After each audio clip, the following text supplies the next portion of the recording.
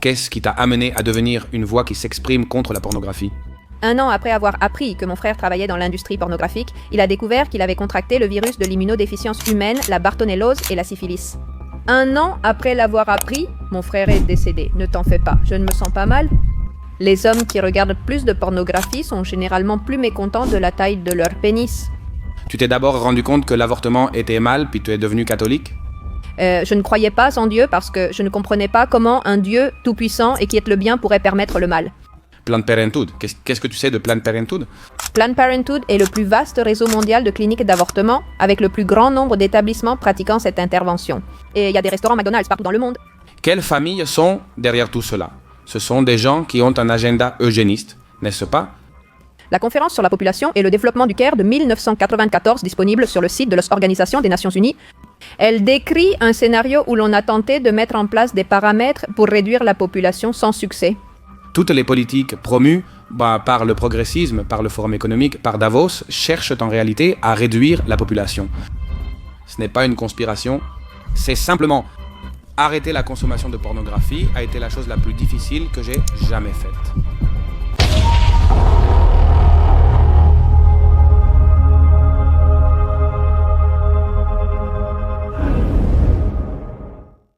Très bonne journée à tous, mesdames et messieurs, et bienvenue au 2e épisode de La Factoria. Aujourd'hui, j'ai l'invitée la plus puissante, la plus intelligente qui soit passée par Red Pill, Lup Batayan. Comment vas-tu, Lup? Merci d'être venu. Bien, Jota, mille merci de m'avoir invité. De rien, de rien. Pour être honnête, quand tu es venu à Red Pill, je suis resté sur ma faim. J'avais envie d'en apprendre davantage sur toi et ta façon de penser. Là-bas, avec une telle influence et une plateforme, il y a davantage de confrontation d'idées. On essaie que ce soit fait dans le respect. Et ce projet que j'ai monté maintenant, je te dis que l'intention c'est d'essayer de tirer plus des invités.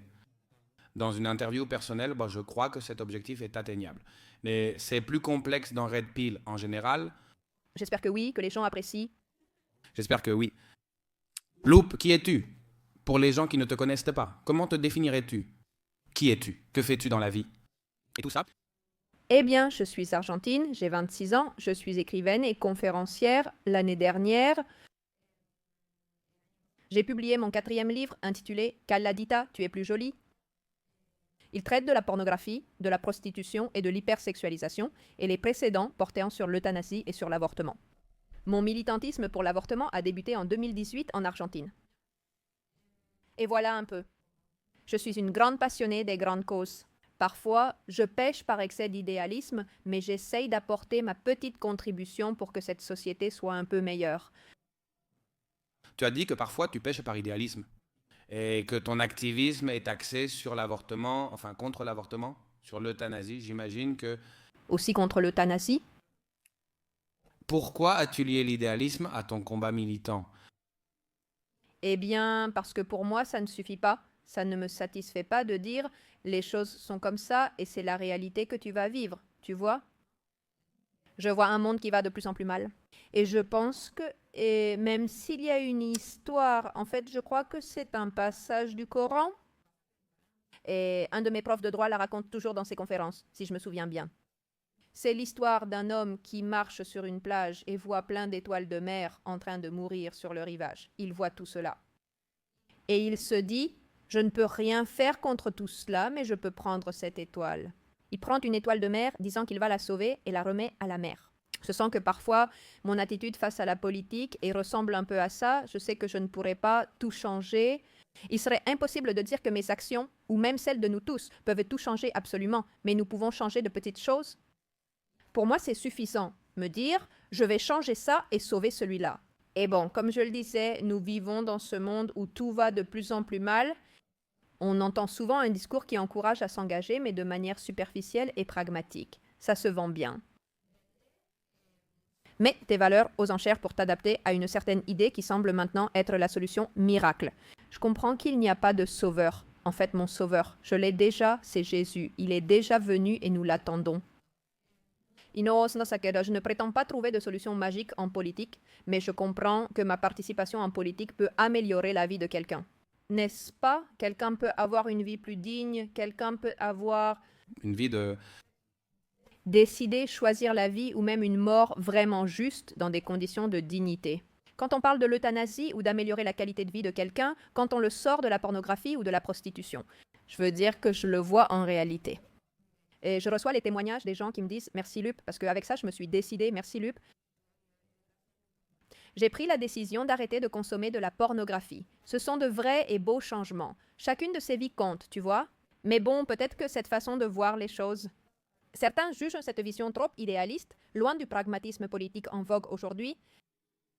Loup, sache que je me sens assez identifié à ce que tu as dit concernant le fait que parfois notre objectif ne doit pas être de changer l'ensemble de la société, mais plutôt d'apporter un peu de lumière à une personne et que ton combat, aussi bien que le mien, l'aide à sortir de l'obscurité dans laquelle elle est plongée. Je pense que c'est déjà une contribution gigantesque. Une fois, mon père m'a envoyé un écrit disant que cette société, en ce moment, est comme un engrenage gigantesque, une machine qu'un seul grain de sable ne pourra pas arrêter. C'est impossible. Mais si beaucoup de personnes commencent à lutter, et si toutes ces personnes commencent à ajouter de plus en plus de grains de sable, des sacs et des sacs de sable, oui, ils pourront faire gripper cet engrenage appelé globalisme. Je ne sais pas si tu le vois de la même façon. Je vais te poser la question. Pourquoi penses-tu que la mentalité des gens a autant changé en 100 ans si l'on regarde en arrière? Eh ben, le monde est devenu plus... Est devenu plus, pardon. Le monde est devenu plus petit et plus grand en même temps. Aujourd'hui, on est au courant de ce qui se passe partout dans le monde. Grâce aux réseaux sociaux et au niveau de connexion omniprésent, mais aussi d'un autre côté. Vous recevez un flux d'informations très important, une grande quantité de choses. C'est-à-dire, en général, c'est ce qui arrive avec l'information.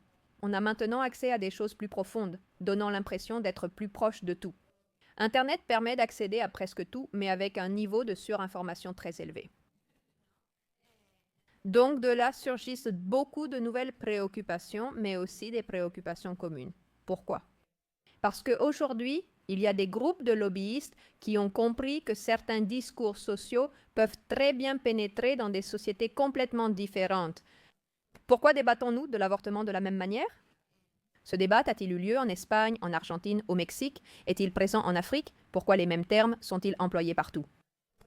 Pourquoi le terme anti-droit signifie-t-il pro-vie?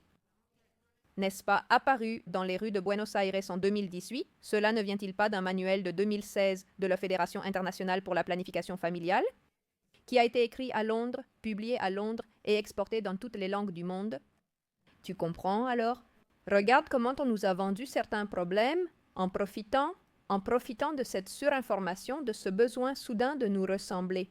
En plus, ce discours, tu vois, qu'on doit tous être pareils, alors, notre plus grand souhait est que les sociétés espagnoles, argentines, mexicaines ou tout autre soient parfaitement identiques. Et qu'elles perdent ces liens avec la terre, leur identité, leur passé, leur histoire qui nous rendent uniques. Même si nous avons vaincu en Hispano-Amérique, nous pouvons... Merci d'utiliser le terme hispano-amérique. C'est un combat personnel pour moi. Parfois, j'utilise l'autre terme, mais maintenant, je me dis, acceptons-le. Même pas à ce stade. Parlons de l'Hispano-Amérique. Les hispaniques, en général, nous avons des choses en commun. Nous avons définitivement des choses en commun. Mais sur d'autres points, nous sommes totalement différents. Et ce n'est pas à cause du narcotrafic au Mexique ou de la corruption en Argentine. Mais je peux te poser une question.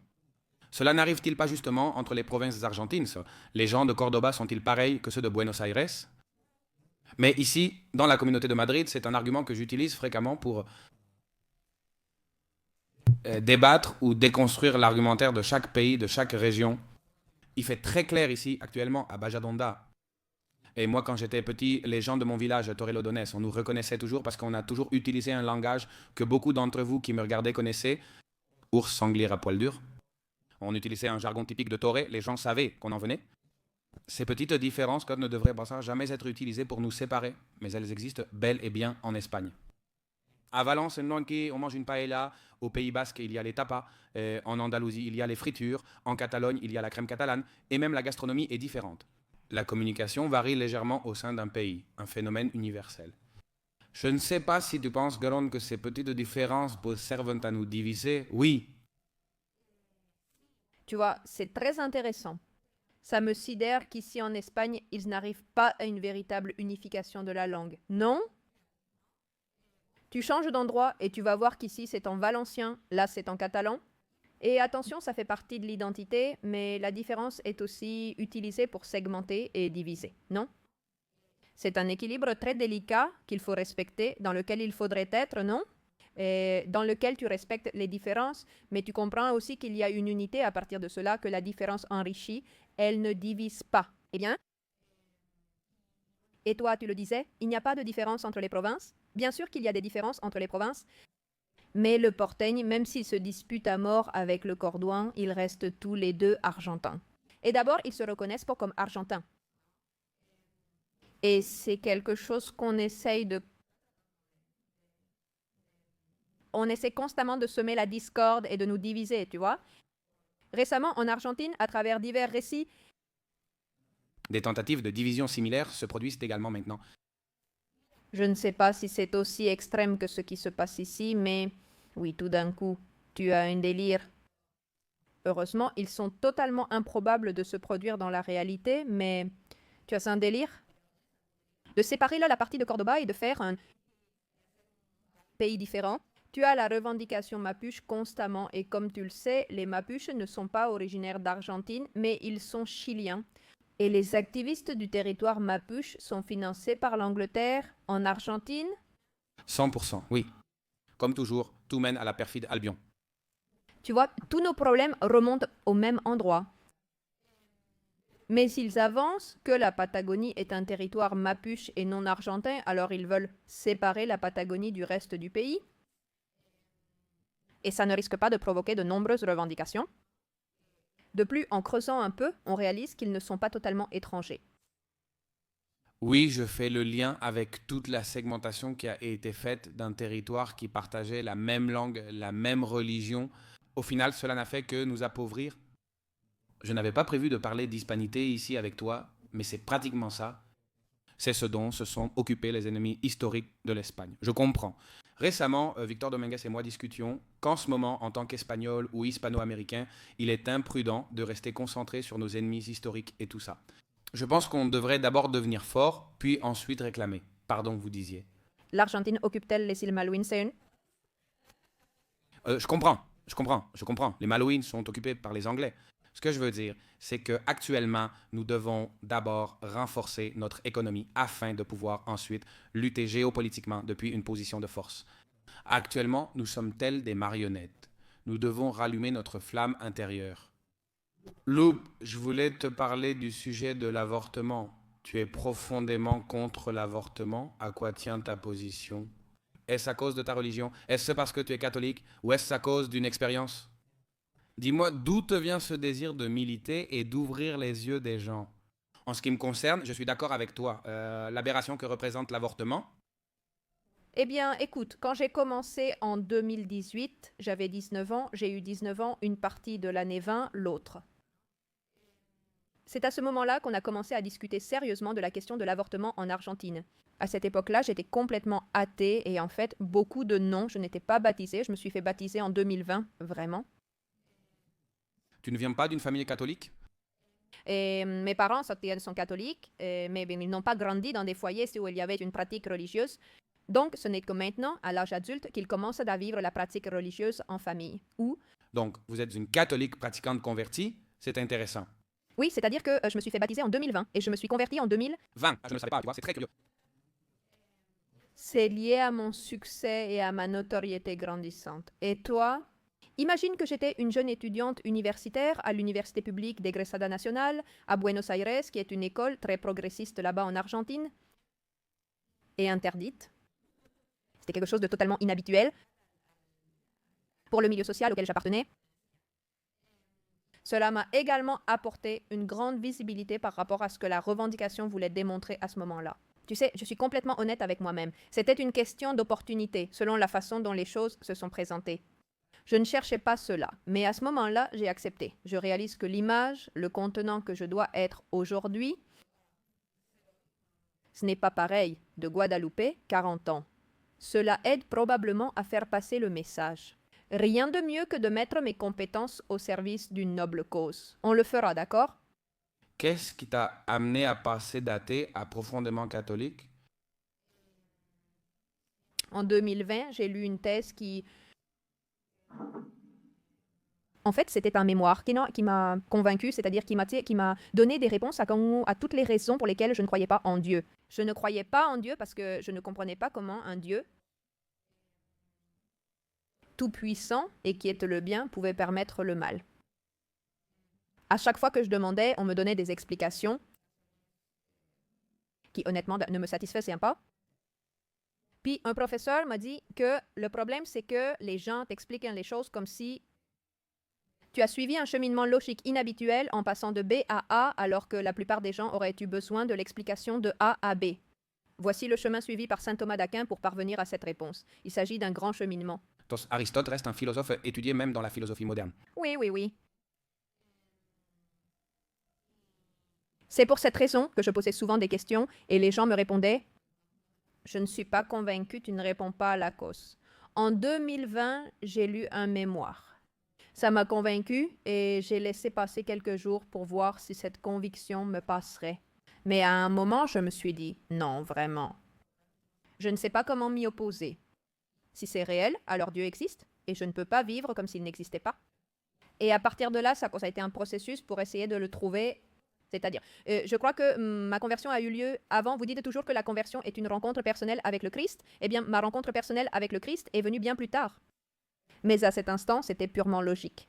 Tu es arrivé à la foi par la raison et la logique. Alors, Lup, tu te convertis au catholicisme et tu décides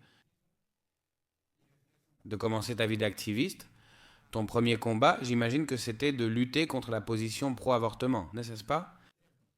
Oui, c'est-à-dire, moi, j'ai commencé l'activisme et 2 ans plus tard, je me suis convertie. Comment? Voyons. J'ai commencé l'activisme en 2018 et me suis convertie en octobre 2020. Je me suis fait baptiser en décembre de la même année. Alors, la question ici est, tu t'es d'abord rendu compte que l'avortement était mal, puis tu es devenu catholique? Oui. Quelles ont été les données, les preuves qui t'ont fait voir l'avortement comme un mal? Eh bien, il y a plusieurs choses. Tout d'abord, ma mère est tombée enceinte quand elle avait 15 ans.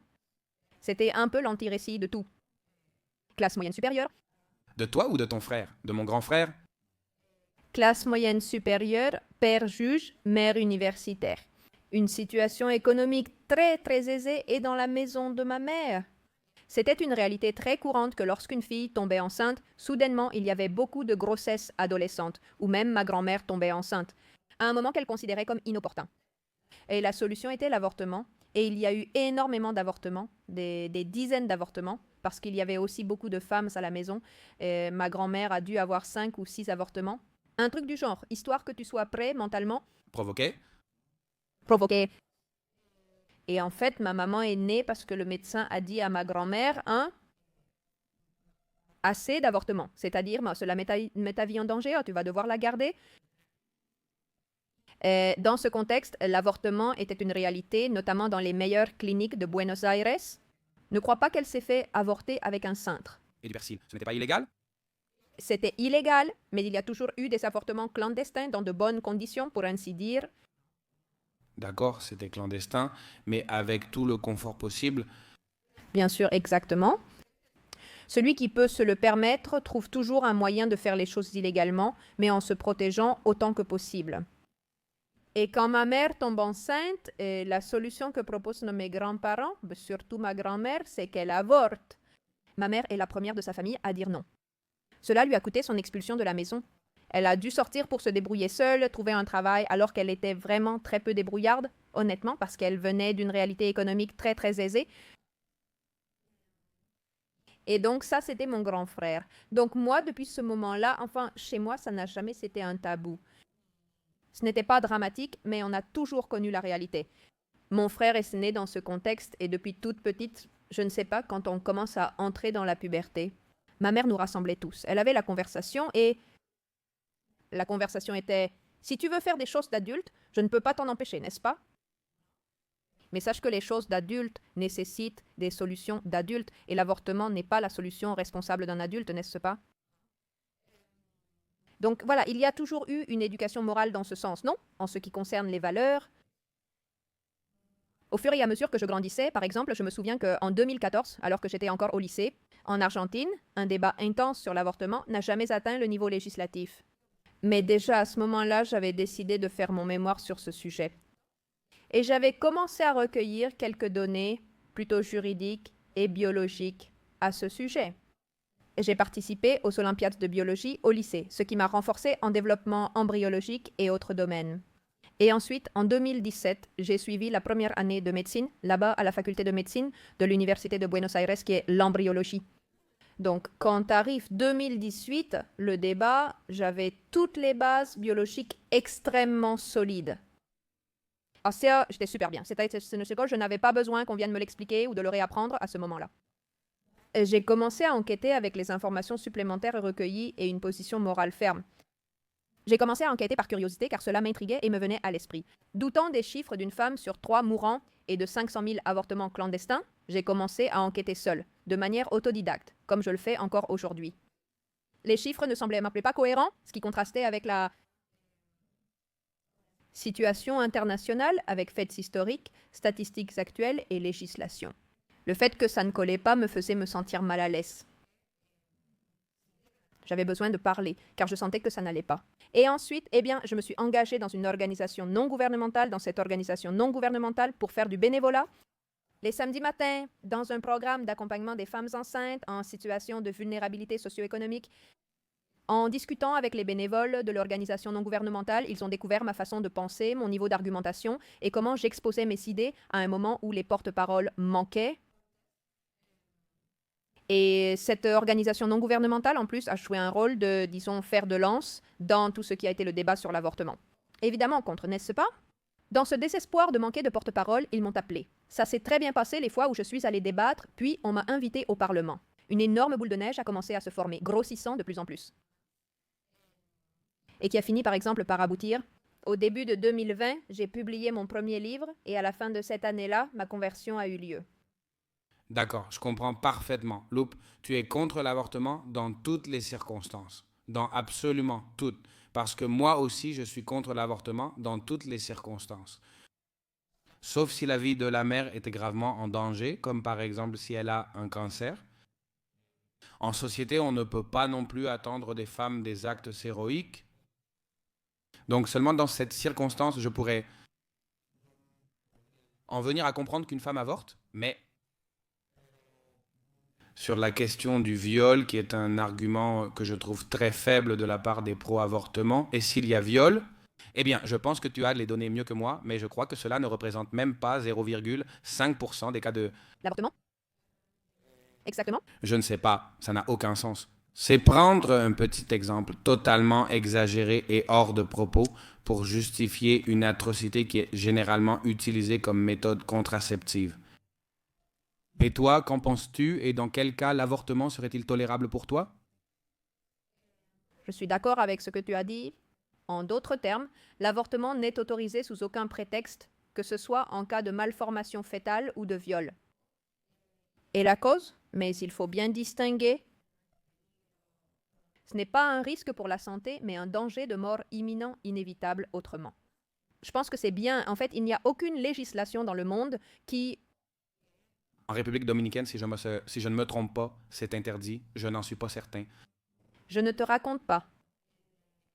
Et c'est la situation principalement dans les Caraïbes. Nous avons le Salvador, le Nicaragua, la République dominicaine et le Chili. Et à l'époque, avant le changement de législation en 2017 et le reste des législations qui répondent à ce type de forme.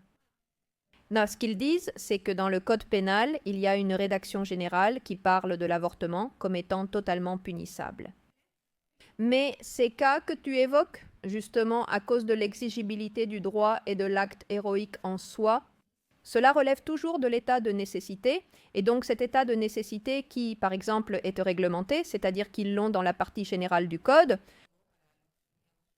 c'est une généralité pour tous les délits, comme ce type de délit, quand il entre dans cette cause, il suit cette voie.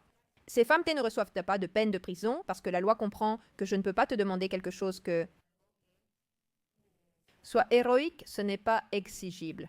Alors, en réalité, ce qui se passe, c'est est-ce qu'il y a un traitement juridique pour cela? Jamais, sous aucune circonstance, les femmes ne finissent en prison, même si la législation n'a pas la cause de manière explicite. Autrement dit, l'autre option est une voie implicite qui se poursuit, mais ce n'est ni une astuce ni une faille, au contraire. On comprend qu'il n'est pas nécessaire parce qu'il est évident que ce genre de situation relève de l'état de nécessité. D'accord, Loup, je vais te poser une question très directe. Pour toi, l'avortement est-il un meurtre? Et si on parle pénalement, non, car l'assassinat est une autre notion, mais dans les faits, oui, c'est tuer une personne. Alors, considères-tu les femmes qui ont avorté comme des meurtrières? C'est un sujet délicat. Je ne sais pas si il est imprudent de les qualifier de meurtrières, même si elles ont mis fin à une vie. C'est un sujet complexe. J'aimerais connaître ton avis. L'avortement, est-ce tuer une personne? Oui, sans aucun doute. Maintenant, le surnom stigmatisant dans ce sens d'assassin, je trouve que c'est peu charitable. Pourquoi? Parce qu'une femme qui a tué son enfant porte déjà une peine naturelle énorme, énorme. Cette femme souffrira à vie des conséquences de cela, qu'elle le reconnaisse initialement ou non. De plus, il faut saisir que les circonstances poussant une femme à l'avortement sont extrêmement défavorables. Je doute vraiment qu'elles existent. Nous parlons de moins d'1% des cas où des femmes, par leur propre droit de choisir leur autonomisation, décident d'avorter. Et ce sont des données du Chili lorsque l'avortement y était totalement légal. Plus de 94% des femmes demandaient un avortement pour des raisons de violence, de coercition, de contrainte, d'abus sexuels, d'abus de drogue. La peur que la famille découvre la situation et la mette à la porte, lui fasse perdre ses études ou son travail. C'est-à-dire, quand tu vois la situation, le contexte dans lequel une femme avorte, elles sont extrêmement vulnérables. Et c'est très difficile de dire « je vais m'en prendre à toi », parce que s'il y a un système Pervers qui... te fait croire que l'avortement est ta seule option, non?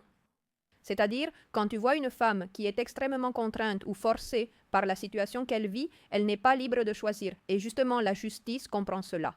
Tu vois, l'avortement est illégal dans la plupart des pays et dans certains, il y a des exceptions et d'autres choses. Mais je te donne des données de l'Argentine, du Mexique. J'ai fait une étude comparative de 16 pays. Eh bien, là, tu vas me pardonner le terme, mais latino-américain, n'est-ce pas?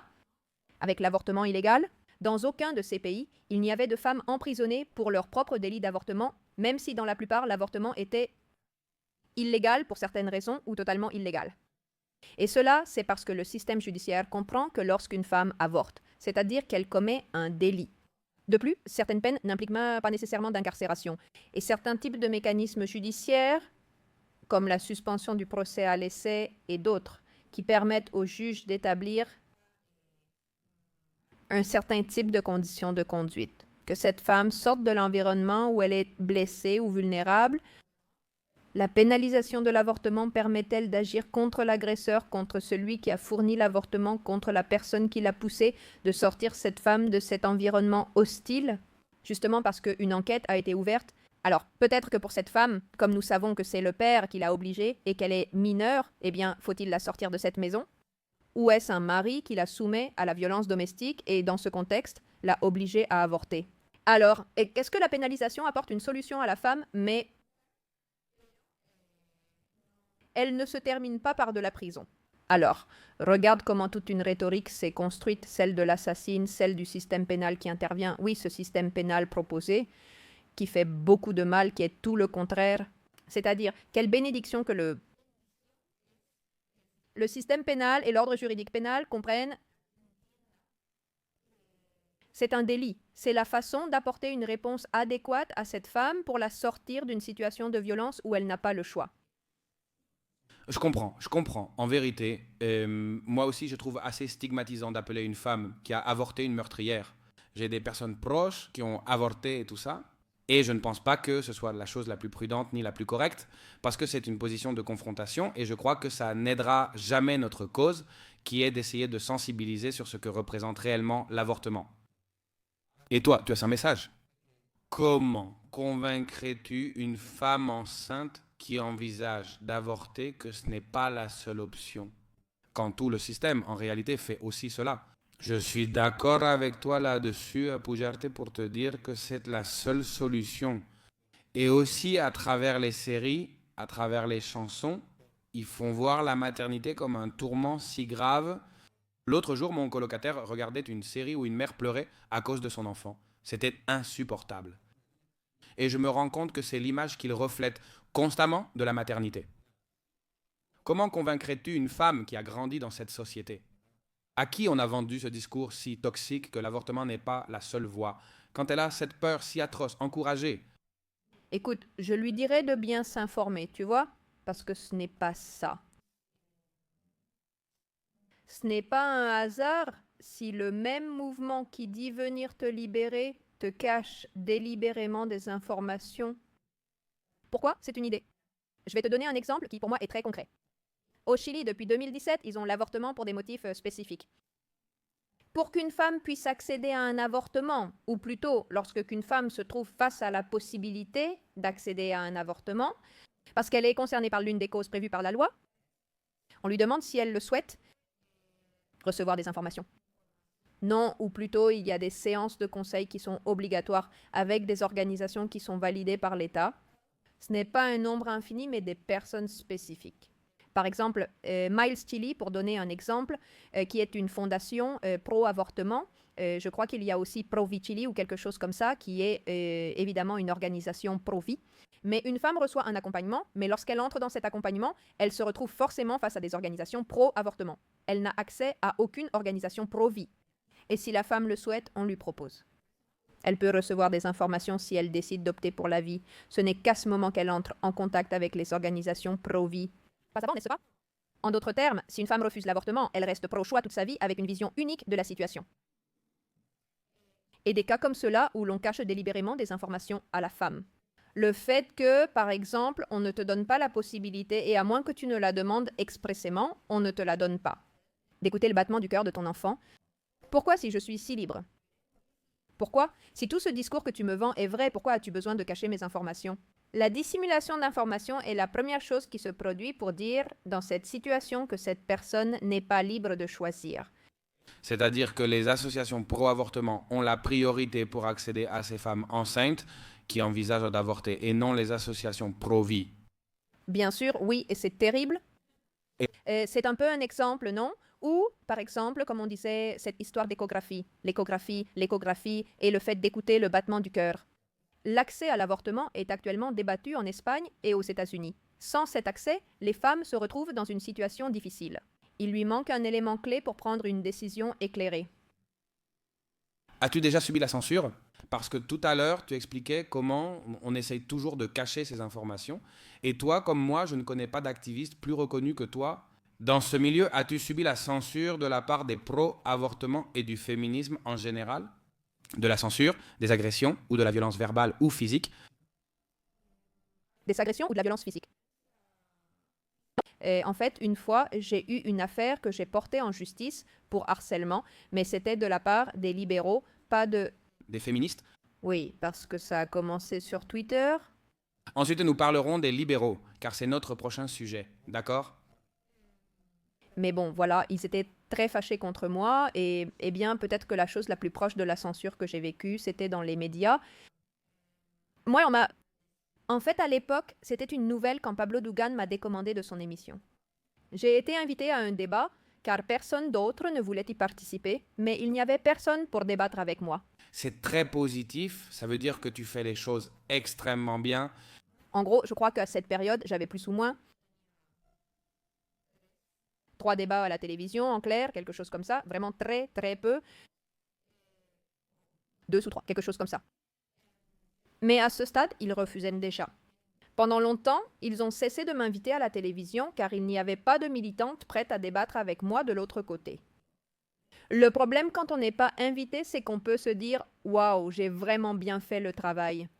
Mais en réalité, tu te prives de la possibilité de communiquer des informations. Et l'excuse avait été que j'insultais pendant les débats. Jamais de ma vie je n'ai prononcé une seule insulte à la télévision en clair. Tu n'as pas l'air d'être du genre à beaucoup insulter. Oui, sur Twitter, je me permets. Non, putain, X maintenant c'est une jungle. C'est pour ça que je ne suis pas sur X. Moi personnellement, je ne veux pas entrer dans cette jungle. Et je vais beaucoup mieux maintenant, mais à l'époque, j'ai toujours assumé sur mes réseaux sociaux personnels. Moi, c'est autre chose. Mais quand j'allais dans les médias, et c'était généralement en tant que porte-parole de l'organisation non gouvernementale, donc mon rôle était évidemment purement informatif. Et j'avais déjà eu des accrochages menés avec des organisations financées par la Fédération internationale pour la planification familiale, et ça s'était très mal passé. Donc il n'y avait personne qui voulait m'affronter dans un débat. Attends. Quel est le problème avec ça, par exemple, ou plutôt, qu'est-ce que c'était? Par exemple, cet épisode avec Dougan, on m'a désinvité en disant que j'étais violente, que j'insultais alors que c'était faux. Et en réalité, ça a même motivé un tweet massif. Dougan a-t-il dû justifier son producteur à l'antenne en consacrant un éditorial de plusieurs minutes pour expliquer pourquoi il ne m'avait pas invité? Je n'étais personne, j'étais juste la porte-parole d'une organisation non gouvernementale. Imagine l'ampleur de la répercussion que cela a eu. En 2020, j'ai été invitée à faire une présentation à la Chambre des députés. Et il y a un très bon indice. Si on ne te pose pas de questions après, c'est parce qu'ils ne se sentent pas sûrs de pouvoir te piéger. Cela se produit toujours lorsque tu fais une présentation devant la Chambre des députés ou des sénateurs. On ne m'a posé aucune question, sauf celle venant du côté opposé pour me donner plus de temps de parole. Ce discours a marqué les esprits. C'est l'exposé le plus regardé de la Chambre des députés sur YouTube cette année-là. Félicitations. Autrement dit, ça a eu un bon impact. J'ai terminé cette action militante, notamment sur Twitter et autres réseaux sociaux. Ce jour-là, j'ai suivi le débat, écouté d'autres interventions, tweeté à ce sujet et j'y suis allée. J'ai insulté certains intervenants pro-avortement pour les absurdités qu'ils proféraient, non? Ils sont partis en pause, probablement pour manger. Et qu'entreviennent-ils? Une députée, Mara Brouwer, est sortie dire qu'il fallait réduire mon exposition sur la chaîne des députés et publier une condamnation de la part de la Chambre. Parce que je venais de m'exprimer et que j'avais dit quelque chose de précis sur Twitter, sur mon compte personnel, à d'autres intervenants. En censurant, comme toujours, une censure totale. Car cela ne s'était pas produit dans l'enceinte. Que doit-on comprendre? Je ne peux pas agir en tant qu'être humain politique parce que je me suis exprimé à la Chambre. Tu sais comment sont les politiciens? Loup, je veux te poser une question. Nous avons parlé de l'avortement, de l'acte en soi. Parlons maintenant du business. Planned Parenthood. Qu'est-ce que tu sais de Planned Parenthood? Eh bien, Planned Parenthood est le plus grand réseau de cliniques d'avortement au monde. Il y a plus de cliniques d'avortement Planned Parenthood dans le monde qu'il n'y a de restaurants McDonald's. C'est-à-dire, pour qu'on puisse se rendre compte, parce que McDonald's est l'icône du capitalisme, non? Quand on pense au capitalisme, au consumérisme, on pense aussi aux arches dorées. Eh bien, imagine que McDonald's en a presque un tiers de plus.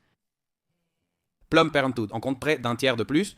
Oui, Planned Parenthood a presque un tiers de cliniques en plus que de restaurants McDonald's. Comment? Je veux dire, ça c'est... Regarde, je suis un peu impliqué dans le sujet, mais je ne connaissais pas cette information, c'est vraiment fou. Et cela peut être facilement vérifié sur le site de la Fédération internationale pour la planification familiale et dans le décompte qu'ils ont.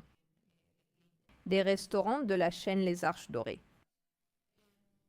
Aux États-Unis, un avortement au premier trimestre peut coûter jusqu'à 1 300 $.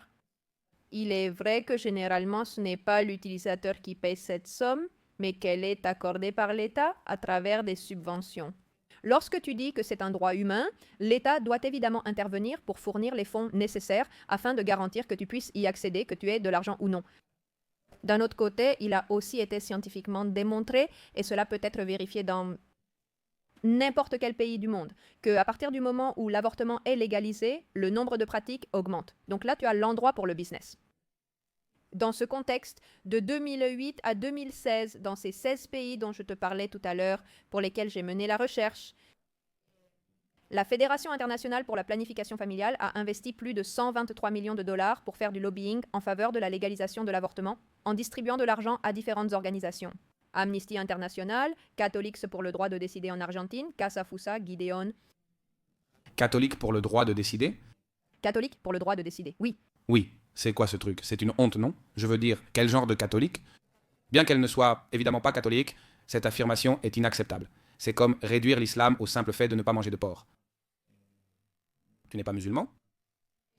Mais en plus, même légalement, elles ont un problème, parce que toute association, toute personne morale, pour utiliser le nom catholique dans son nom, doit avoir l'autorisation de l'Église catholique. Ils n'ont pas. Ils ne l'ont pas. Nous aborderons ensuite le sujet du pape, qui me paraît assez important. Mais pour revenir au sujet de Planned Parenthood et de ses origines, quelles familles sont derrière, mais qui sont les principaux promoteurs ou sponsors pour que cela se produise? Ce sont des gens qui ont un agenda eugéniste, n'est-ce pas?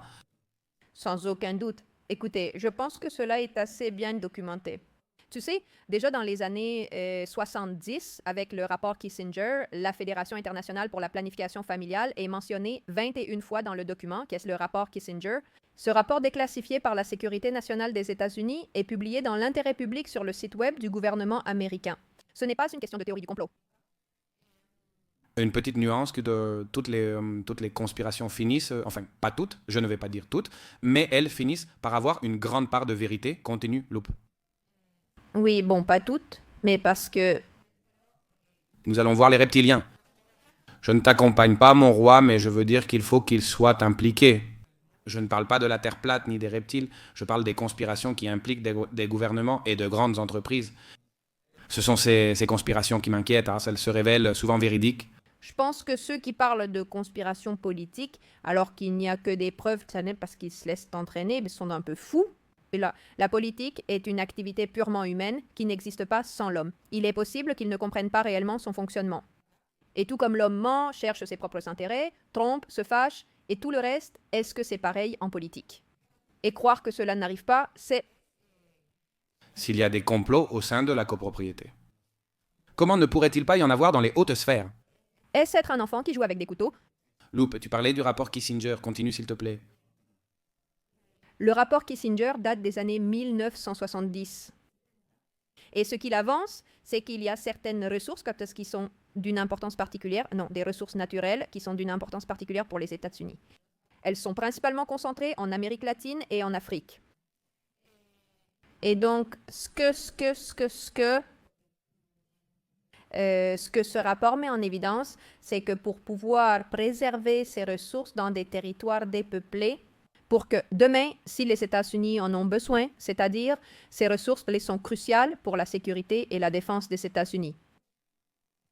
Il est important d'établir un contrôle de la population.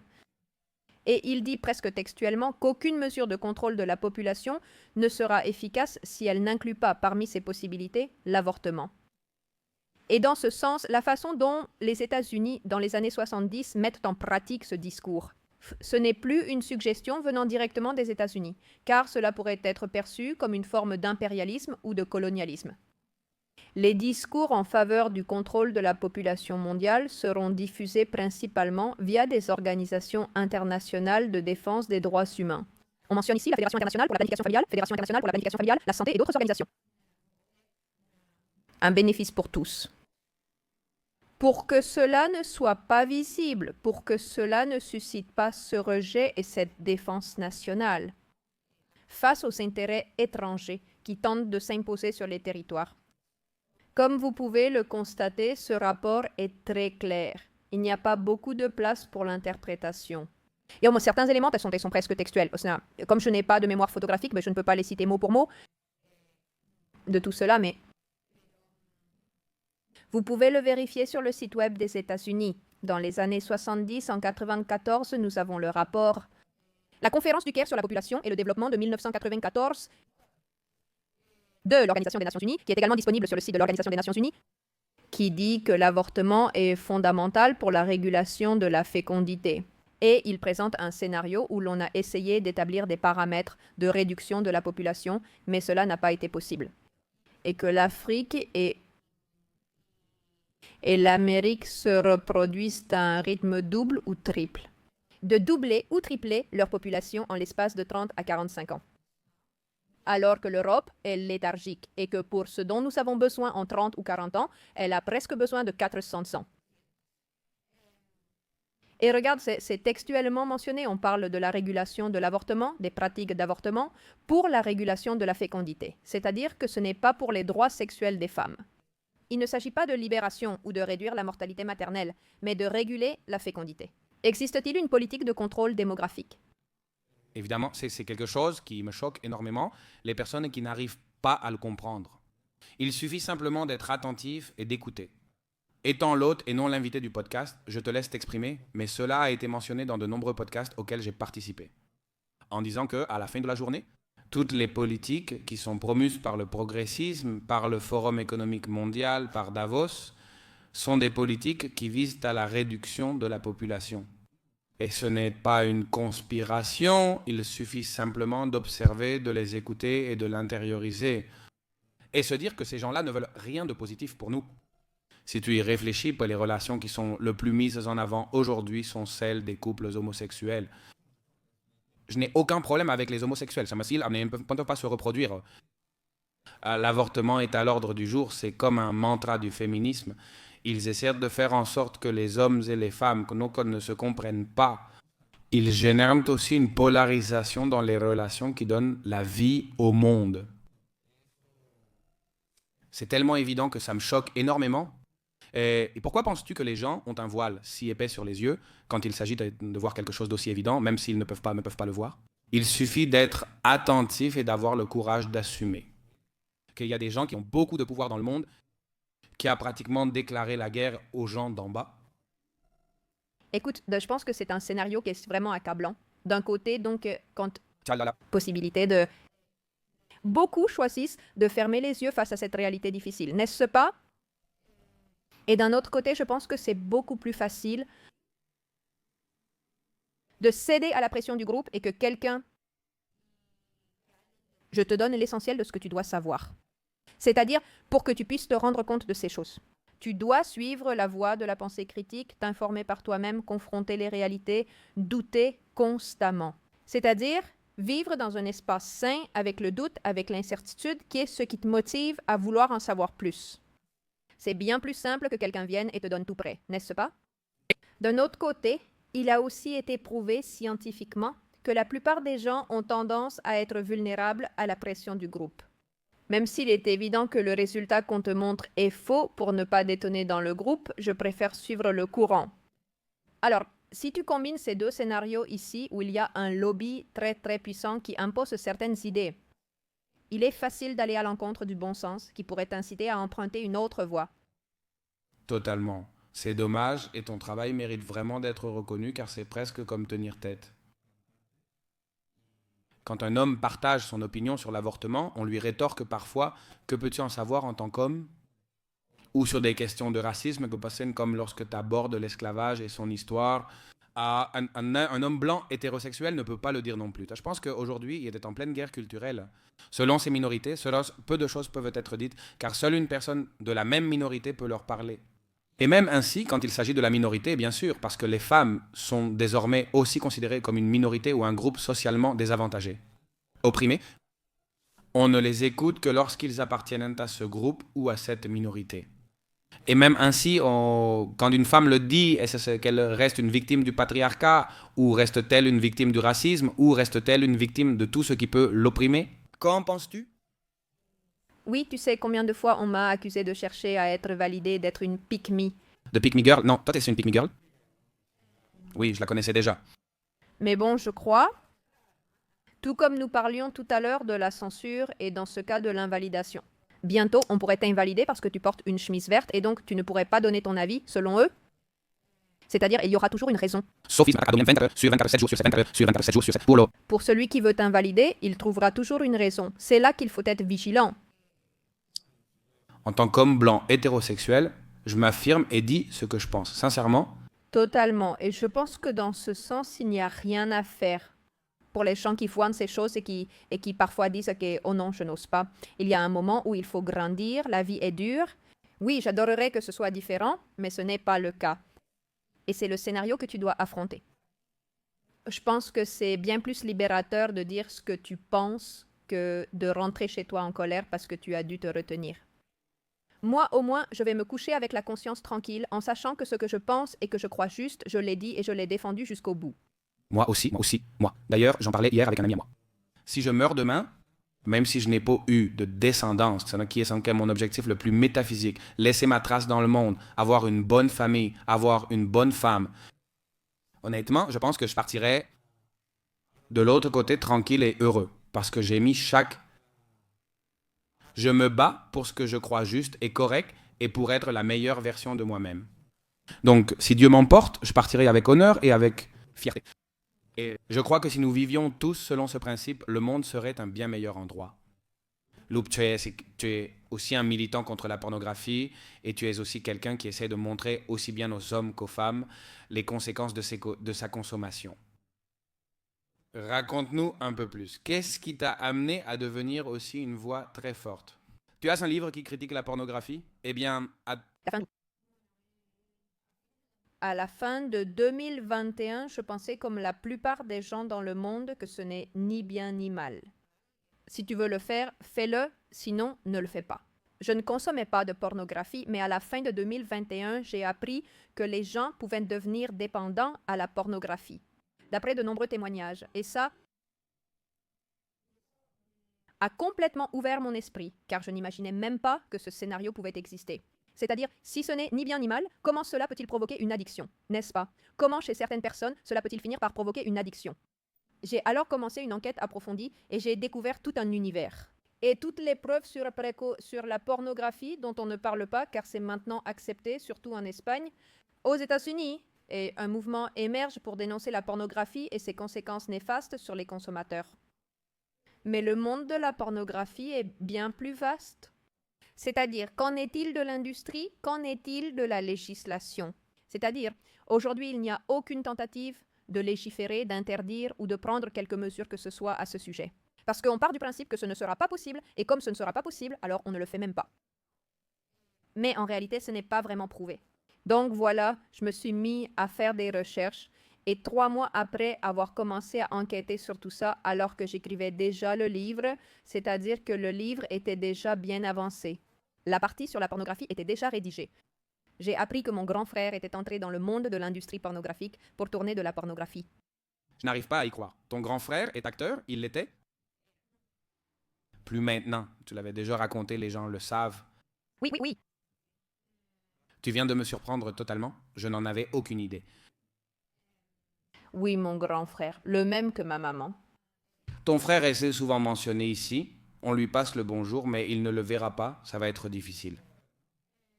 N'est-ce pas? Parce qu'un an après l'avoir appris, nous avons appris que mon frère était entré dans l'industrie pornographique.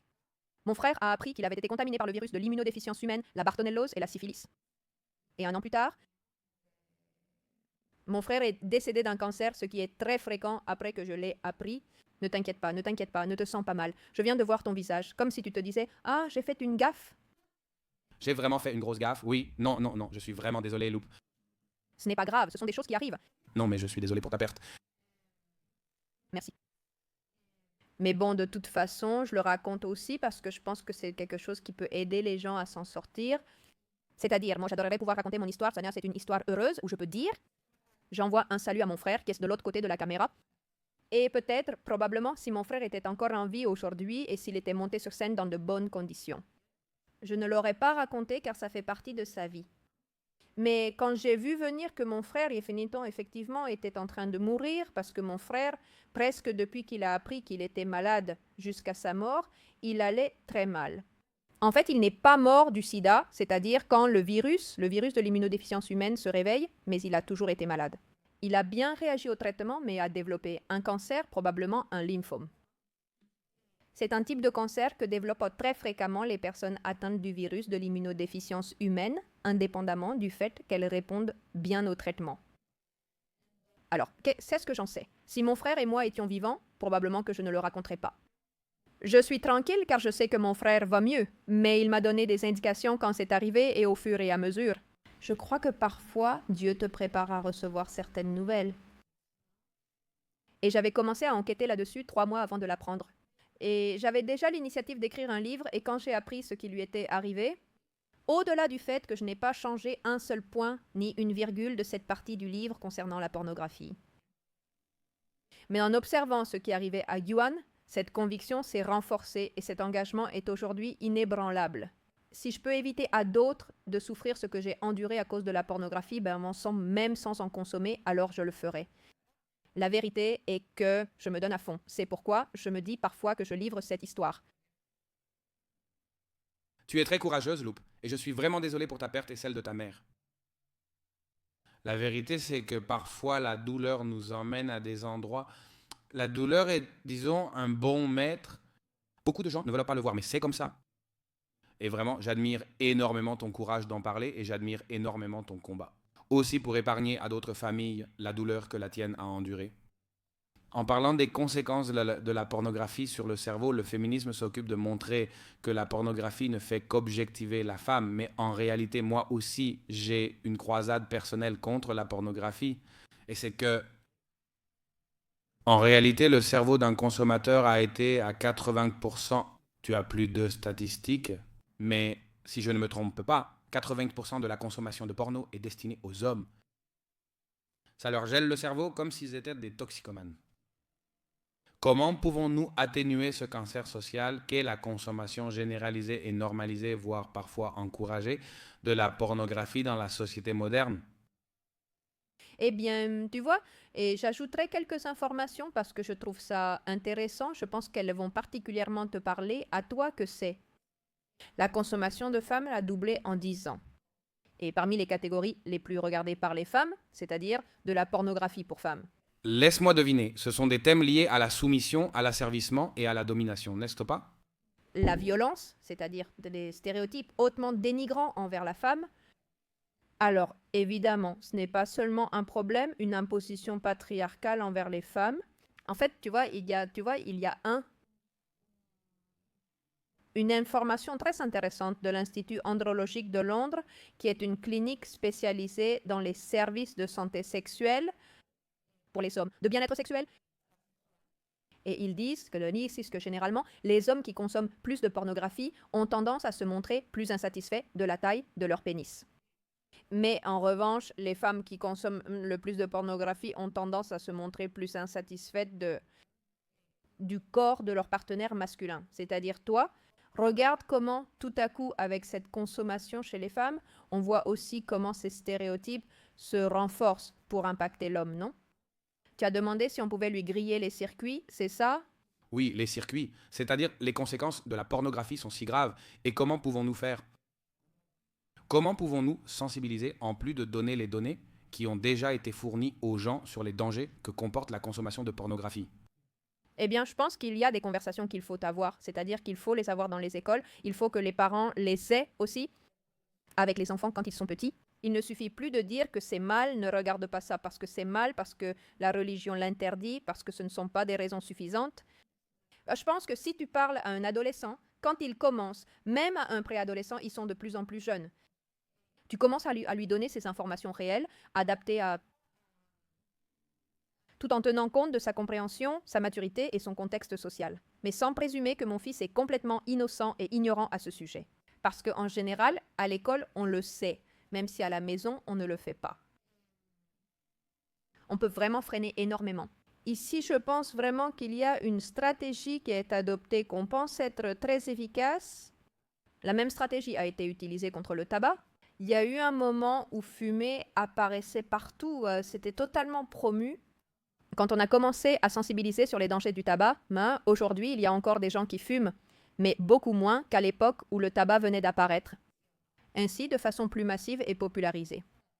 Mais aujourd'hui, tout fumeur sait à quoi il s'expose. Personne ne dira « je fume et il n'y a aucun risque de cancer, c'est super sain ».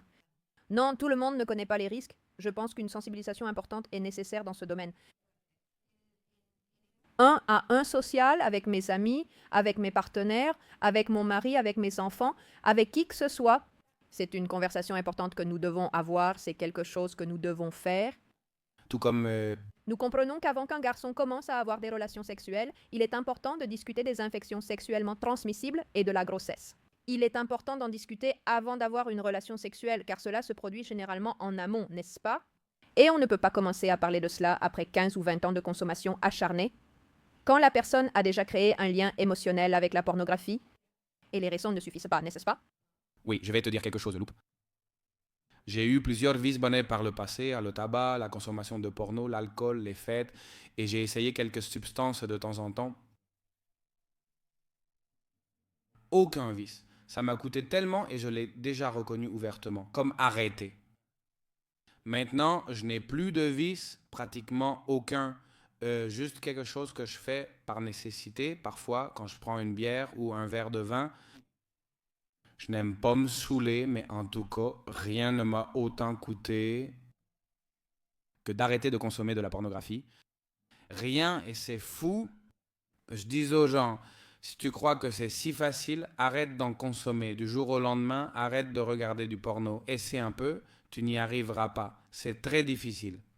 En plus, tu te rends compte que il est prouvé que tous les consommateurs de pornographie ne sont pas accros, mais que tous les consommateurs de pornographie, ils présentent au moins un des 4 processus neurologiques nécessaires au développement d'une addiction cliniquement diagnosticable: sensibilisation, désensibilisation, hypofrontalité et dysfonctionnement du système de récompense. Et c'est ce qui va se passer. Même sans diagnostic clinique de dépendance, vous pourriez commencer à en ressentir certaines conséquences, comme si vous étiez dépendant. Pour moi, le temps est un élément essentiel dans tout ça. Une personne peut être dépendante à la cocaïne pendant 2 ou 3 ans et elle va déjà commencer à avoir les problèmes socialement, non? Et il y a même une stigmatisation saine à cet égard en ce qui concerne la drogue.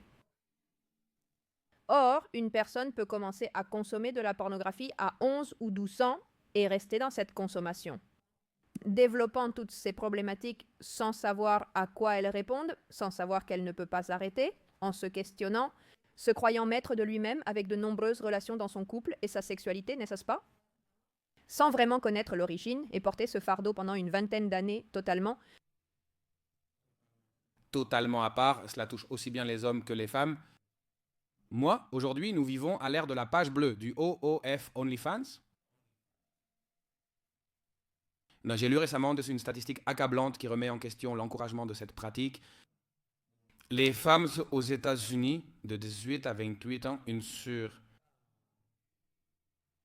100 femmes, si je ne me trompe pas, dans cette tranche d'âge, 10 sur 100 femmes, dans cette tranche d'âge se consacraient à OnlyFans.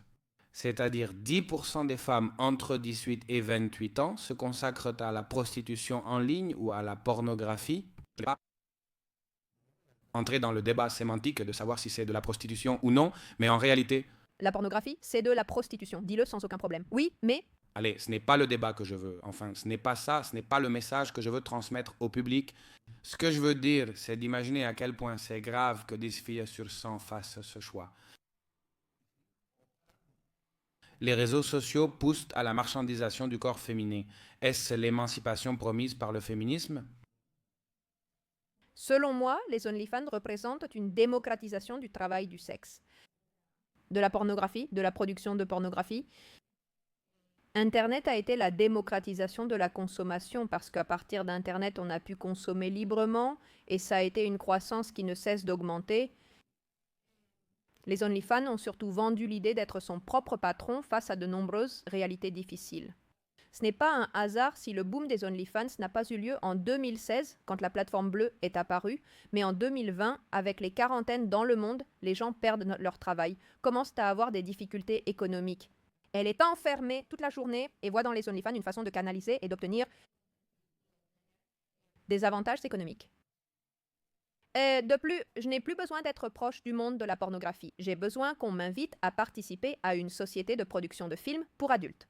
C'est arrivé à mon frère, par exemple. En gros, il me suffit de me filmer avec mon téléphone portable et de le publier sur mes réseaux sociaux, surtout sur Twitter. Et toi? Tu vois, ça ouvre la porte à ce qu'un tas de personnes vulnérables, parce que seules les personnes les plus vulnérables de notre société tombent dans le monde de la pornographie. Sont-elles prêtes à accepter ce que propose la pornographie?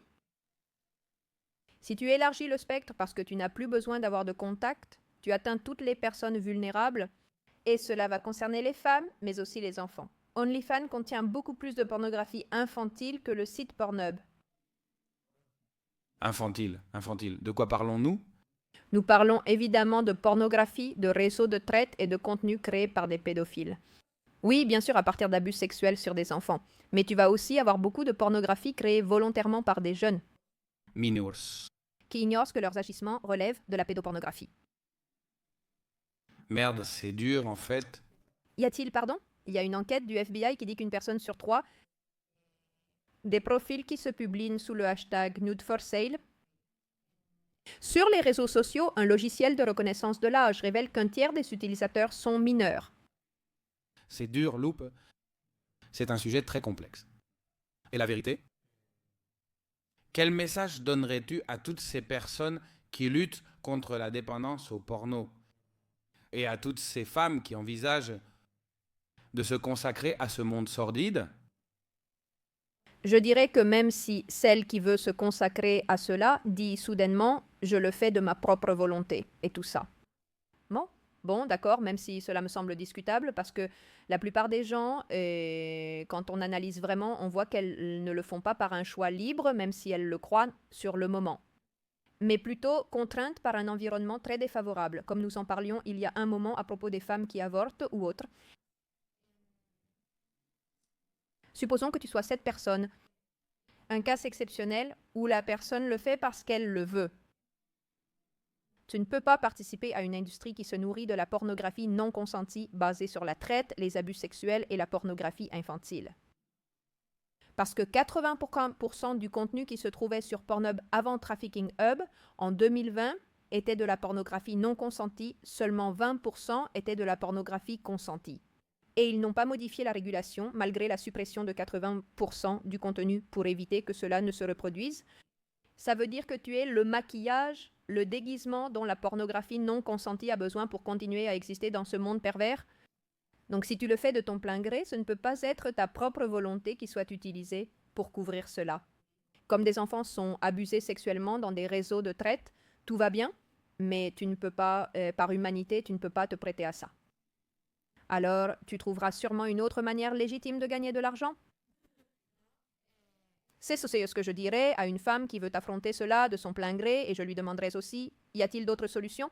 Ne crois pas le discours que cette société t'a vendu, qu'on te fait croire que la seule chose pour laquelle tu sers, c'est d'enlever tes vêtements et de pratiquer des actes sexuels, pour que l'autre en profite à partir de ce que tu es obligé de représenter.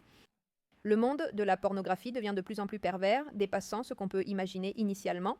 Tu te retrouves dans des situations désagréables, mais ne crois pas que c'est la seule chose pour laquelle tu es utile.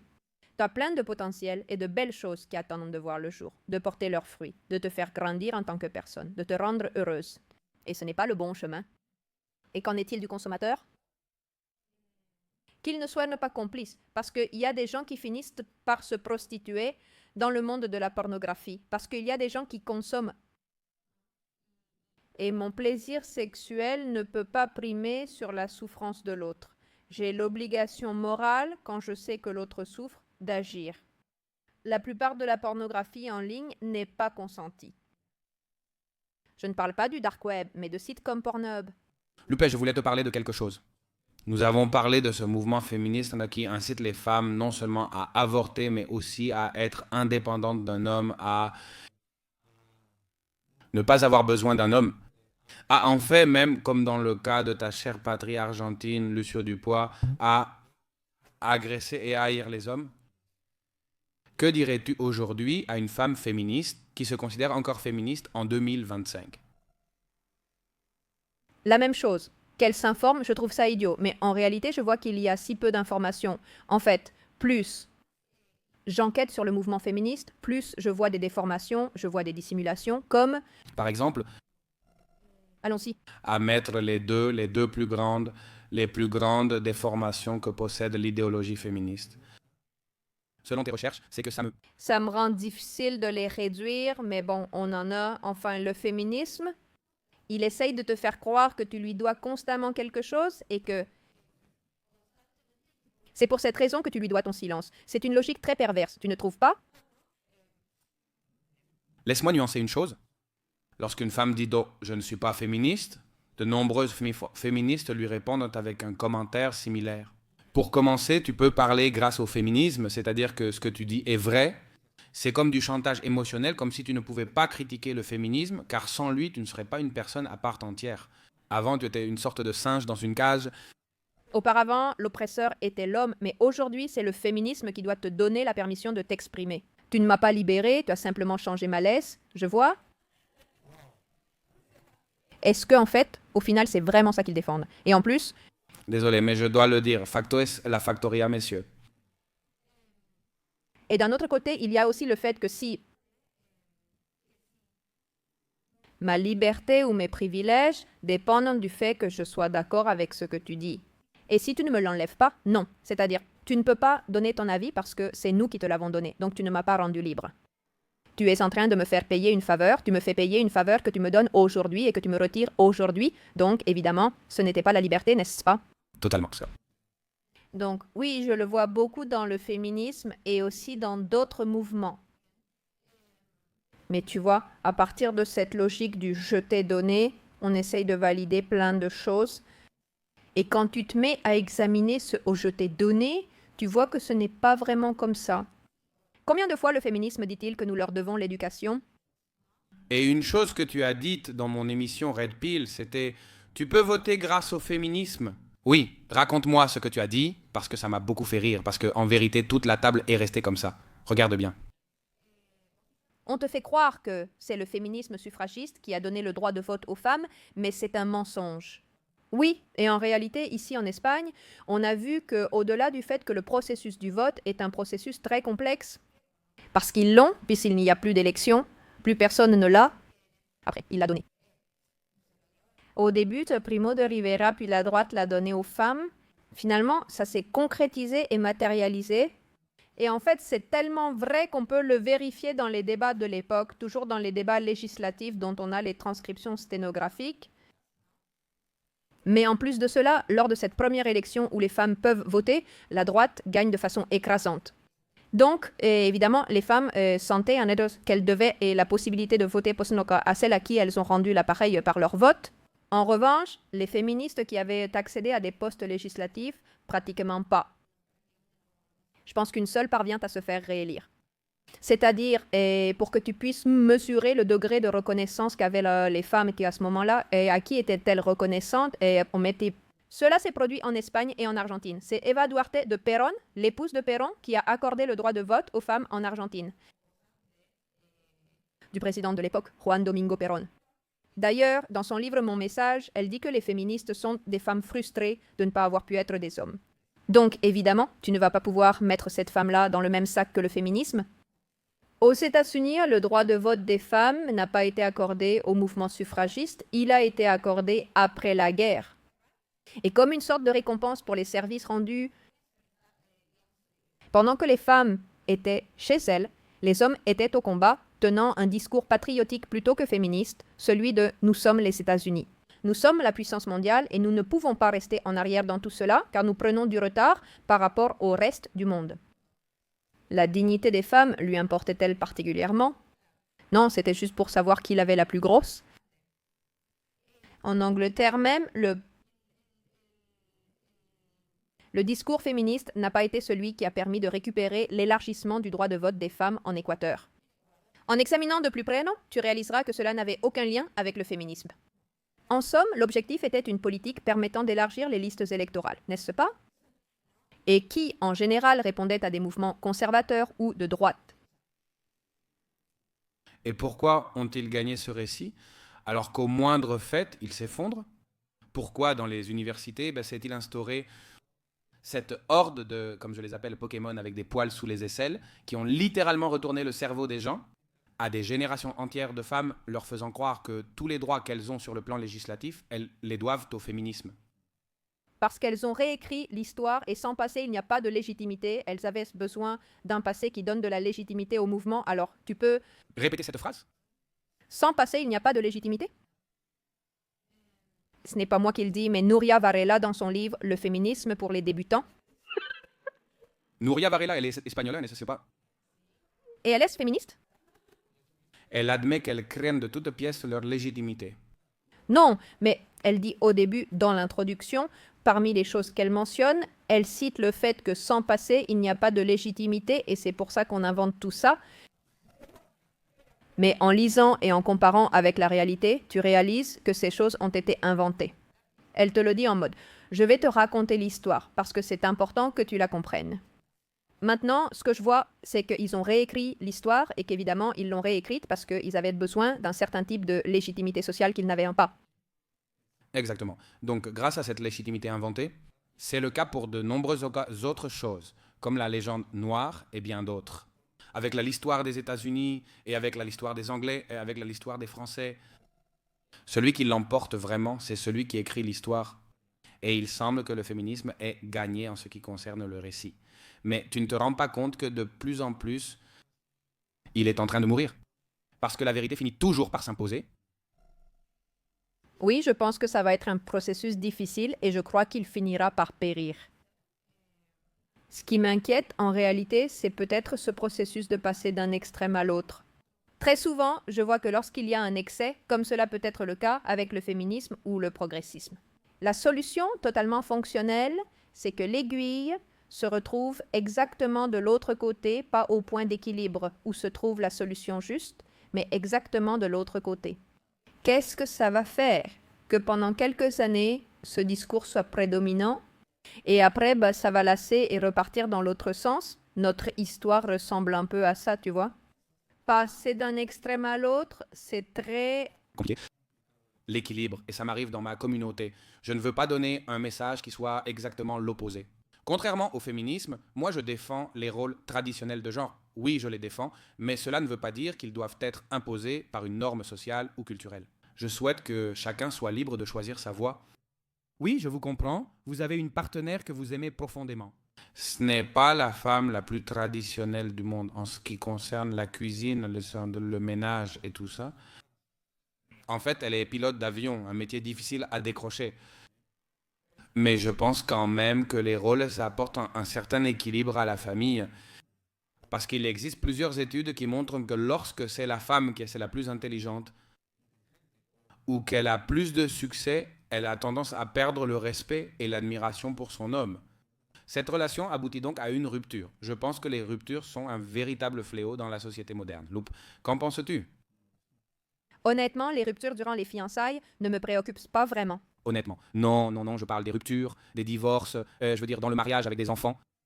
Mais je pense que la raison pour laquelle les mariages se terminent par des ruptures, c'est avant tout parce qu'aujourd'hui nous vivons dans une société totalement liquide. Pourquoi comprendrait-il le don de soi et l'amour pour toute la vie?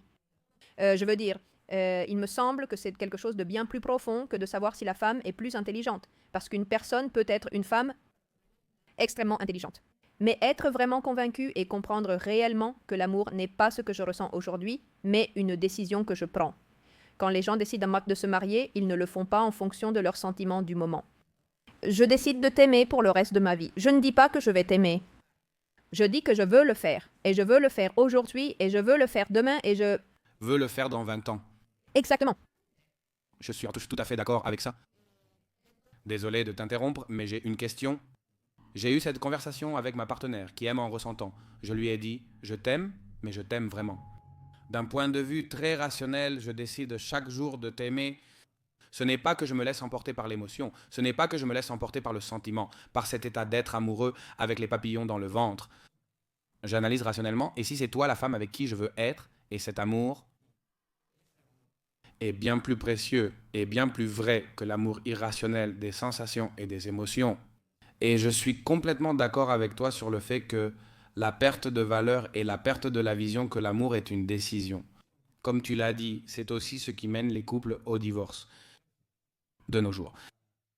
Aujourd'hui, tout est superficiel et basé sur les émotions éphémères. On ressent une chose un jour, mais plus le lendemain. Demain, notre famille se sépare, on la jette par-dessus bord.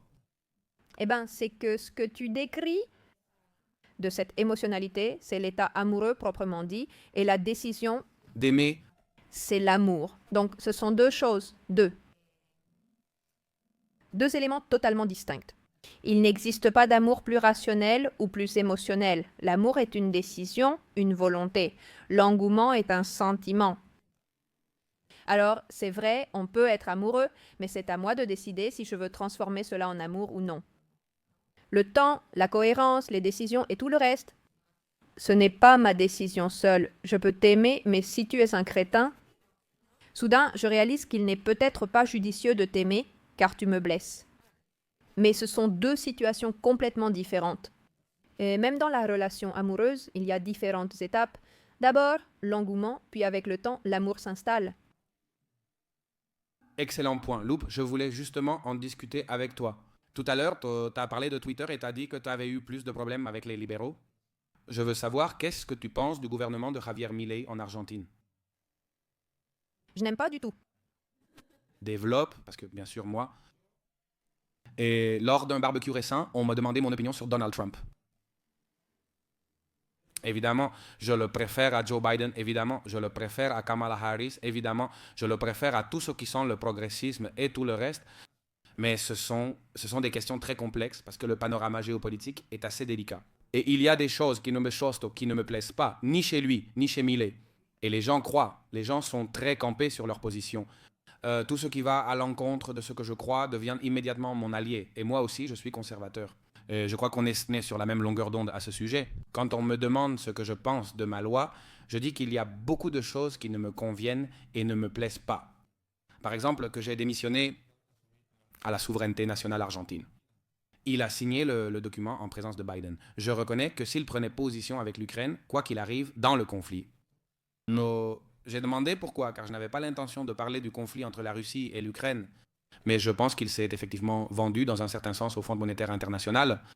Et cela ne veut pas dire que d'un autre côté, je défende les Kirchner ni leur politique de merde. C'est-à-dire, je vois Milei comme une personne que je dois garder dans mon viseur. Comme pour toute personne au pouvoir, y compris Donald Trump, je suis curieux de connaître ton point de vue à son sujet. Je pense que Milei représente la dissidence contrôlée en Argentine. Il se présente comme un représentant de la bataille culturelle, si on veut, et en réalité, il n'a fait que baisser son pantalon devant l'Angleterre et l'OTAN, et Israël, qui sur le plan social a manqué à toutes ses promesses. Il avait dit qu'il allait interdire l'avortement, il l'a proposé comme promesse de campagne. Il y a énormément de vidéos sur YouTube pour ceux que ça intéresse. S'il devenait président, et quelques mois seulement après son arrivée, le porte-parole présidentiel, Manuel Adorni, est sorti dire que ce n'était pas une priorité de la Casa Rosada. Rendre l'avortement illégal dans un contexte particulier où certains députés de son propre parti avaient tenté de relancer le débat. L'année dernière, dans une interview à la British Broadcasting Corporation, il a nié que cela ait été une promesse de campagne, tentant de tout démentir. Oui, balayer sous la table avec le balai. Et maintenant, à la fin de l'année, le président de la Chambre des députés, Martin Menem, a déclaré qu'ils aimeraient cette année lancer le débat, même s'ils pensent qu'ils ne pourront pas le gagner, au Congrès. Les principaux représentants libéraux de Milei sont sortis pour dire que non, que pour cela, il faudrait 8 ans. Pour pouvoir prendre cette décision seulement dans 8 ans, tu me demandes de parier sur 2 mandats de plus. Pour moi, c'est l'une des plus puissantes à ce niveau. Bien sûr, avec tout ton activisme et tout le reste. Bien sûr. Pendant la campagne, il a nié toute future augmentation. Des bêtises, enfin non, ce n'est pas des bêtises, parce que ça affectait les Argentins. C'était quoi, une campagne de la peur? Dire qu'ils allaient augmenter les tarifs des bus et enfin des transports publics. Milei est arrivé et c'est passé de 50 pesos à... La dernière fois que j'ai pris le bus avant de partir, je suis partie il y a 1 mois d'Argentine. C'était presque 400. C'est-à-dire, c'est passé de 50 pesos à presque 400 pesos. Malgré la suppression des subventions et les augmentations, en réalité, ça a augmenté. Ils ont dit que c'était une campagne de la peur et c'est arrivé. Quand il était en campagne, il disait que c'était une campagne de la peur. Et il y a les vidéos où il disait qu'il allait nous enfermer contre l'éducation publique. L'année dernière, l'Argentine a eu un gros problème avec l'éducation publique parce que Javier Milei a décidé, au moment de renouveler le budget pour 2025, de maintenir le budget de 2023. En 2023, à ce moment de l'année, l'inflation atteignait près de 300%.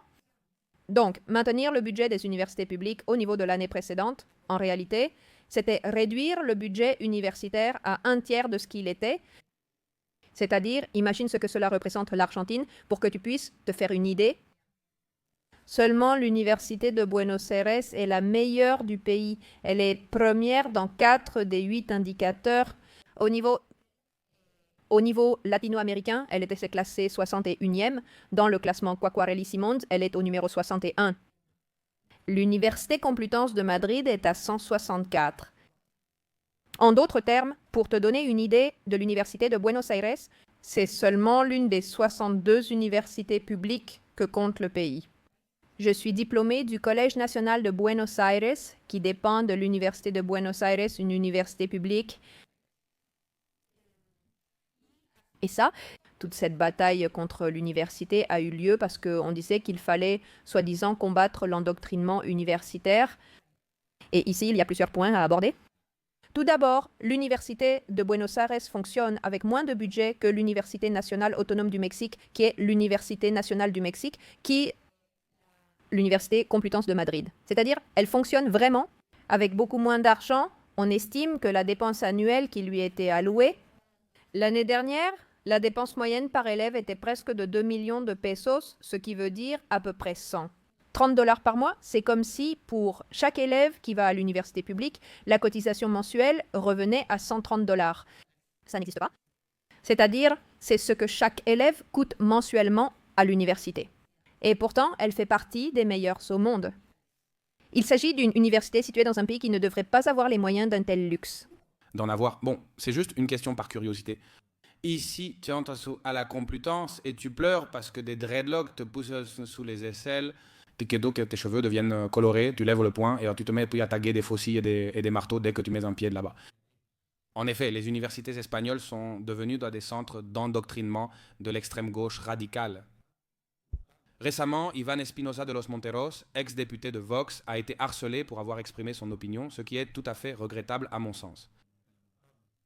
Et ma question est de savoir si ces universités étaient aussi un bastion de l'extrême gauche là-bas en Argentine. En général, les milieux universitaires dans le monde ont tendance à être plus influencés par la gauche. C'est surtout vrai pour les universités publiques. Cela nous concerne tous. Cependant, certaines nuances sont à considérer. Et je vais te parler précisément de la réalité argentine, parce que j'ignore quelles sont les réalités universitaires au niveau politique, par exemple ici en Espagne.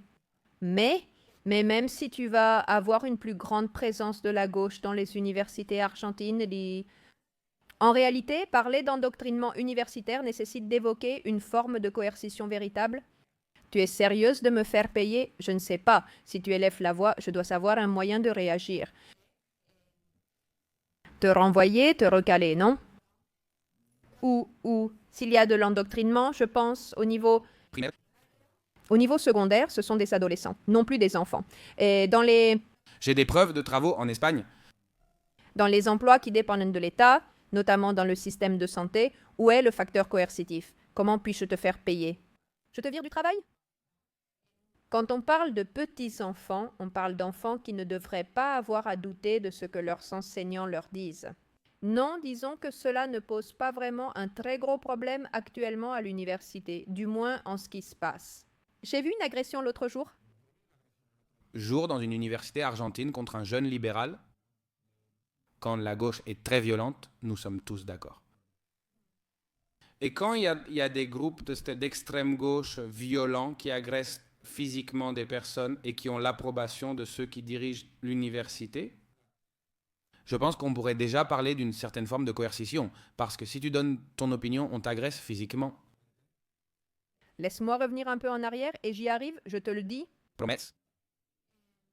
Dans le cas de l'endoctrinement universitaire, en fait, je ne crois pas qu'il existe quelque chose comme l'endoctrinement universitaire en Argentine. Très souvent, j'ai toujours pensé différemment de ce que pensaient mes camarades à l'université. Je me suis opposée à des professeurs. Ce qui se passe, c'est que lorsque tu vas à l'université et que tu élèves la voix et que tu t'opposes à ce que, par exemple, un enseignant peut te dire, tu devras probablement étudier tout le programme pour passer l'examen, car il peut te demander n'importe quoi à cause des mécanismes bureaucratiques. Pour éviter qu'il te recale juste parce que tu penses différemment, il va t'interroger sur chaque détail. Que tu pensais que ça ne te concernait pas? Pour pouvoir valider la matière et défendre tes idées, tu vas devoir avoir un degré de responsabilité plus élevé. Mais cela n'est-il pas déjà une forme de coercition? Cela ne décourage-t-il pas déjà les gens de contredire les enseignants? Je pense que oui. Combien de personnes, nous en parlions tout à l'heure, personne ne te récompense nulle part. Bien que généralement l'expression de son opinion ne soit pas récompensée, je crois que dans certains cas, elle peut l'être. Si tu es le petit chien du professeur et que tu vas dans son sens, surtout s'il est d'extrême gauche, donc tu es en train de me dire que... Ce que je veux dire, c'est que donner son opinion n'est pas récompensé. Mais on te punit et tu vas devoir passer un diplôme de plus grande responsabilité pour aller à contre-courant. Mais qu'est-ce que... L'université devrait-elle former des esprits critiques ou des perroquets? Des gens qui réfléchissent, mais on les décourage. selon tes propres mots, n'est-ce pas? Je ne pense pas qu'on décourage cela. Prendre ce chemin était plus difficile et demande une plus grande responsabilité dans les études. Ça ne m'a jamais dérangé car je ne me présente pas à un examen sans connaître tout le programme. Mais ça, indépendamment du fait que je donne mon avis ou non. Je n'ai jamais connu d'échec ni de recalage pour cette raison. Un échec qu'on te recale, d'accord, d'accord, d'accord. On ne m'a jamais recalé pour avoir dit ce que je pensais et je n'ai jamais eu de problème à justifier mon opinion. Je pense qu'en réalité, quand vient le moment de m'exprimer, je m'abstiens. Je m'en rappelle. J'ai élevé la voix contre un professeur de biochimie à la faculté car il voulait parler de l'avortement et j'étais très en colère, refusant d'en discuter. Il est venu avec son petit foulard vert. Je l'ai fait taire, l'ai obligé à donner son cours et une semaine après, nous avons eu le partiel pour lequel j'ai eu un 8. Tu comprends? Et il n'a eu aucun problème à me mettre la note que je méritais. Et il y a une grande peur que si je le dis, ça ne se passera pas nécessairement comme prévu, car il y a aussi un début à tout. Aujourd'hui, je m'entends très bien avec de nombreux professeurs très progressistes. Ils sont de l'autre côté du spectre idéologique par rapport à moi, mais ils apprécient, pour ainsi dire, que je fonde mes opinions et que je crois vraiment en ce que je dis. Je pense qu'il faut d'abord surmonter la barrière de la peur et ensuite se dire, bon, si jamais ça arrive, je suis prête mais attention, cela peut t'arriver parce que tu penses différemment ou parce que tu n'as pas plu à un professeur. J'ai eu une grosse dispute avec un professeur au lycée.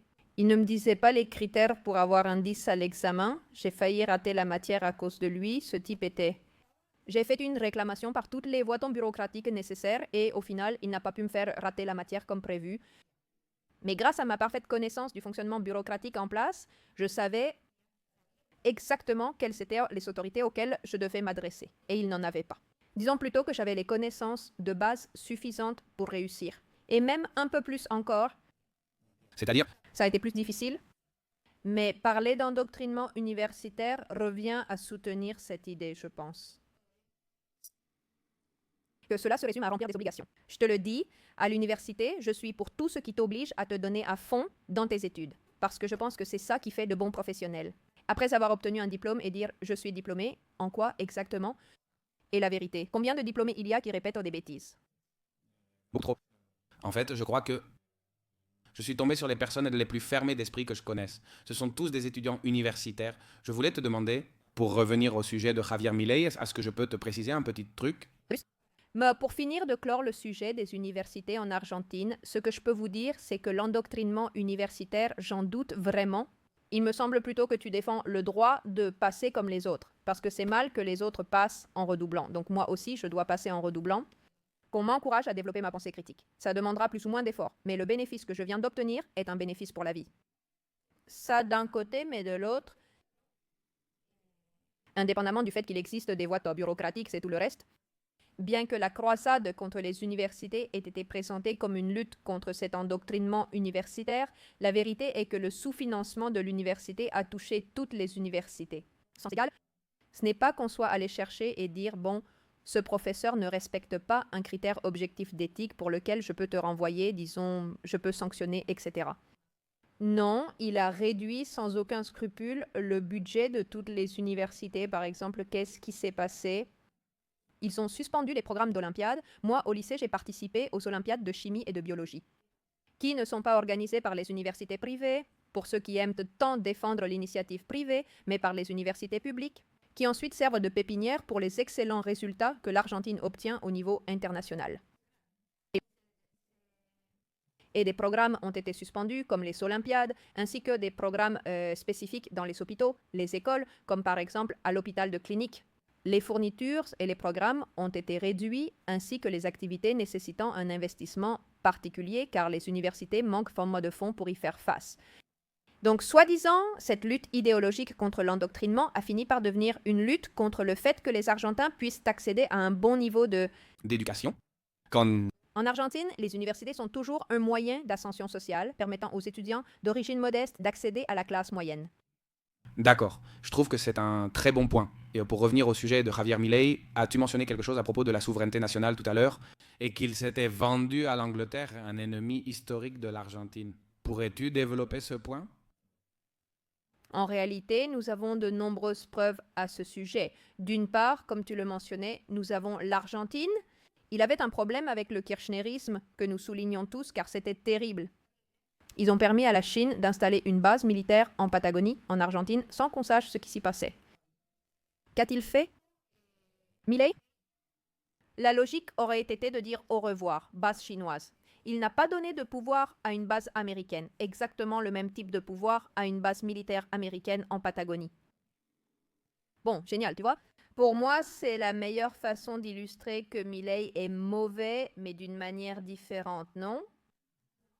Ce n'est pas qu'il est meilleur, c'est un mauvais différent. Bon, je pense qu'il est moins mauvais que les Kirchner, mais en politique, je n'aime pas dire que je vais voter pour le moins mauvais. Évidemment, Lupe, face aux problèmes économiques de l'Argentine, comme sa dette, son inflation et ses difficultés économiques, quelle solution proposerais-tu actuellement? Avec 40 ans de socialisme, comment peux-tu sortir d'une telle situation en maintenant ta souveraineté, sécurité et prospérité sont très compliquées à atteindre, voire impossibles, sauf si tu es la Russie, la Chine ou les États-Unis? De nos jours, avec le grand économiste, l'Argentine est entrée en défaut sélectif. Cela veut-il dire que l'État argentin n'arrive pas à payer ses dettes à l'étranger? Oui, mais ça n'est pas dû à Javier Milei, c'est quelque chose qui dure depuis 40 ans. L'Argentine s'endette depuis longtemps pour financer des petits avantages. Dans les années 90, l'Argentine était principalement libérale sous Menem, pas socialiste. Nous avons eu le libéralisme avec Menem. En fait, il a réalisé tous les rêves les plus fous de Milei, la convertibilité, le 1 pour 1 peso pour $1, les privatisations. Alors, ne mettons pas tout sur le dos du socialisme, parce que dans ce désastre qu'est devenu l'Argentine, le libéralisme a eu une part très importante. D'un autre côté, même si ce qui se passe aujourd'hui n'est pas uniquement la faute de Milei, il n'est pas vrai non plus que toutes les mesures économiques de Milei soient bonnes. C'est-à-dire, l'Argentine aujourd'hui a... L'inflation n'a pas baissé, parce que cela voudrait dire déflation. Elle augmente moins, mais... Tout d'abord, l'indice utilisé pour calculer l'inflation n'est pas à jour. Aujourd'hui, dans la consommation, nous accordons plus d'importance à des choses que nous négligions autrefois. Par exemple, les mutuelles, Spotify, Netflix et d'autres choses du genre. Il y a beaucoup de dépenses qu'aujourd'hui nous ne prenons pas en compte dans les calculs du panier de base et autres. Donc, il est difficile de calculer avec ces indices le bien-être ou le mal-être de l'État argentin. En fait, le propre, disons, comment ça s'appelle déjà? Là, j'oublie toujours le nom, bon, ce n'est pas grave. Des responsables officiels ont dit qu'il faudrait modifier ces indices pour pouvoir tout calculer correctement. Et il m'a dit, tu le changes et je te vire. Pourquoi? Parce que ça va donner de mauvais résultats. Vous pouvez le vérifier dans les actualités. Il ne s'agit pas de conversations privées. Ça, d'une part. D'autre part, même si l'inflation n'augmente pas autant, ce qui se passe, c'est que le coût de la vie en Argentine a été multiplié par 3 à 5 depuis que Javier Milei a pris ses fonctions. Hier, j'ai reçu un mail m'informant que ma cotisation au club privé allait augmenter de 13%. Là-bas, il n'y a ni service ni subvention de l'État. Tu sais combien ça coûte? Je les ai notés ici pour pouvoir te les dire au prix actualisé. Le salaire minimum en Argentine est d'environ $240. Le panier de base est, ou plutôt de ce dont on a besoin pour le panier de base. Pour ne pas être indigent, il faut $371 et ce qu'il faut pour ne pas être pauvre, c'est 847. Personne ne gagne le salaire. Minimum, n'est-ce pas? C'est très étrange, oui, ou les gens. Combien gagne une caissière de supermarché? Ma sœur est responsable dans un établissement gastronomique, non? Gastronomique? Un supermarché? Pas un restaurant? Il gagne 700 000 pesos par mois. Et ça fait combien en dollars? En dollars? 600 et quelques dollars. Et il travaille comme... 10-12 heures par jour. Quelque chose comme ça? Alors, il serait pratiquement dans la pauvreté. Selon ma sœur, Elle vivait seule et quand ma loi, quelques mois après que ma loi soit entrée en vigueur, elle est retournée vivre chez mes parents, faute de moyens pour payer son loyer. quelle solution proposez-vous? Je vais vous donner un autre détail, car il me semble que... C'est intéressant. La retraite avec l'augmentation prévue pour mars, c'est-à-dire que nous sommes encore en février, sera de $228. Quel gros problème y a-t-il là? Il y a un très gros problème. De plus, fin de l'année dernière, Milei affirmait que le salaire minimum était de 1 000 $. Quelques jours après, il a dû admettre son erreur publiquement. Il l'a dit lui-même, le salaire minimum va très bien, mais il n'est pas à 1 000 $. Aujourd'hui, un Argentin ne gagne pas 1 000 $ et il a besoin de cet argent. Il a besoin de près de 1 000 $, mais ne gagne pas assez. Tu ne te considères pas comme socialiste? Non, pas du tout. Tu ne te considères pas non plus comme libéral. Es-tu contre Milei? Raconte-nous, quelle serait ton alternative pour l'Argentine aujourd'hui? En tant que conservatrice, je ne vois pas d'autre option pour l'Argentine en ce moment. Parce que, eh bien, comme nous le disions au début, je ne me mets pas dans une case, c'est-à-dire que je ne me sens pas limitée par le pragmatisme d'aujourd'hui. C'est-à-dire dans la réalité que nous avons, où nous avons plein de solutions ou de soi-disant solutions qui ne résolvent rien et qui ne me plaisent pas. Je me permets de ne pas choisir. Pourquoi le ferais-je? Ajoute-t-elle. Regarde, j'ai un sac de merde et ici j'ai un sac de merde parfumé. Oui, mais les deux sont des sacs de merde, pourquoi? Qu'est-ce que ça change qu'un produit soit parfumé et bien emballé? Oui, mais ce n'est pas un peu frustrant de savoir que ton pays est dans une situation aussi terrible et de ne pas avoir aucune option viable pour vraiment s'en sortir? Je pense qu'il y aura une option à un moment donné, je ne sais pas si je vais... L'avoir. Et pour toi, quelle serait cette option? J'espère qu'à un moment donné, il apparaîtra un candidat qui soit vraiment cohérent avec ses valeurs, qui ne brade pas ses principes et qu'il ait un profond respect pour la dignité humaine dans tous les domaines de sa vie. Que ce soit un fœtus, une personne âgée ou pauvre, Oui, peu importe qui c'est, n'est-ce pas? sans, Sans distinction entre les gens bien ou les gens mauvais, comme c'est souvent le cas. faire du milléisme. Tu penses que les électeurs le font vraiment et Milei lui-même? Il y a 1 ou 2 jours, Milei a supprimé le programme de soins palliatifs de l'Institut national du cancer d'Argentine. Qu'est-ce que c'est? Pour des personnes comme moi qui travaillent contre l'euthanasie, la seule alternative digne à la mort lors d'une maladie terminale très douloureuse, pour ne pas en arriver à l'euthanasie, ce sont les soins palliatifs. Que l'Argentine en a d'excellents? Quand le programme de soins palliatifs de l'Institut national du cancer prendra-t-il fin? L'État a complètement délaissé et démantelé le système, le laissant sans financement. Tu crées l'environnement idéal pour l'émergence future des partisans de la pré-euthanasie. Il n'existe pas de traitement efficace contre la douleur. Légiférons en faveur de l'euthanasie. Quelle est votre opinion sur la nécessité de l'État? Pensez-vous qu'il est indispensable à la humanité? Bien sûr qu'il est nécessaire, et en fait aujourd'hui affirmer que l'État n'est pas nécessaire, c'est ne rien comprendre du tout. Pourquoi? Parce que même les libéraux les plus acharnés, où vont-ils installer leurs entreprises? Là où il y a des États forts. Donne-moi un exemple de cela. Les États-Unis ont un État très puissant. Qu'est-ce qui donne à une entreprise la sécurité de s'installer et d'investir du capital? La loi? Peut-on réellement s'attendre à ce que les conditions prospères soient respectées? Il y a effectivement beaucoup d'anarchistes. Ma loi a débuté comme étant narco-capitaliste. Aujourd'hui, c'est quelqu'un qui profite des aides de l'État. C'est curieux, en effet, mais de quelle ampleur? Car bien évidemment, je pense aussi que l'État est nécessaire. Ça me paraît utopique à des niveaux. L'anarcho-capitalisme me paraît presque aussi utopique que le communisme, comme l'anarchisme en soi. Mais tu crois en un grand État? Écoute, tout dépend, c'est-à-dire, je pense qu'il y a différents équilibres en ce qui concerne les États. Je crois en un État fort. Maintenant, le niveau d'étendue que l'État doit avoir, je pense qu'il va surtout dépendre de l'idiosyncrasie d'un pays et de ce dont on a besoin.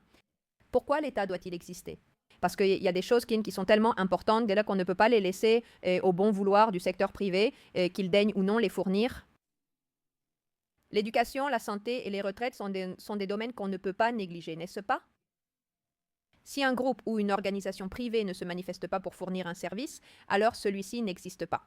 Nous ne pouvons nous permettre l'absence de cela sans parler de la justice, de la sécurité et de tant d'autres choses, n'est-ce pas? Alors, je pense qu'en plus, la portée de l'État va changer, selon la société dans laquelle nous nous trouvons. L'Argentin a toujours été, historiquement, un citoyen qui n'a pas de problème à payer beaucoup d'impôts, tant qu'il reçoit en retour les différentes prestations que l'État offre. Nous souhaitons une éducation et une santé publique, ainsi qu'un développement culturel et social. Peut-être que dans une autre société, cela ne sera pas nécessaire parce qu'ils ne sont pas en train d'attendre que cela soit public. Je suis totalement contre les impôts excessifs et abusifs. C'est scandaleux. Et s'il y a bien quelque chose dans laquelle je soutiens Javier Milei à 100%, c'est d'avoir mis un coup de tronçonneuse, comme il le disait, dans un tas de petits organismes où des gens ne travaillaient pas. Beaucoup de fonctionnaires vivaient aux dépens de l'État et profitèrent du contribuable. Je pense que pour qu'un pays soit prospère, l'entrepreneuriat doit être encouragé. Et crois-moi, un pays comme l'Espagne n'encourage pas l'entrepreneuriat. Les jeunes entrepreneurs espagnols envisagent tous de quitter le pays. Parce que ce qui n'est pas normal, c'est de donner la moitié de ce que tu gagnes à l'État au nom d'une... En réalité, les budgets de l'État montrent clairement que même pas 20% sont consacrés à l'éducation et la santé. Mais là, le problème n'est pas ce que l'on paie, mais comment c'est réparti. C'est aussi ce que l'on paie. Car dans d'autres pays, la libre circulation est déjà une réalité du monde globalisé qu'on ne pourra pas combattre.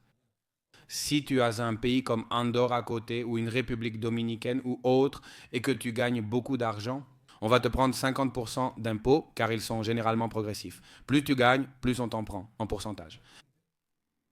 Les gens vont partir. Je comprends qu'il faut prélever des impôts et je ne suis pas contre.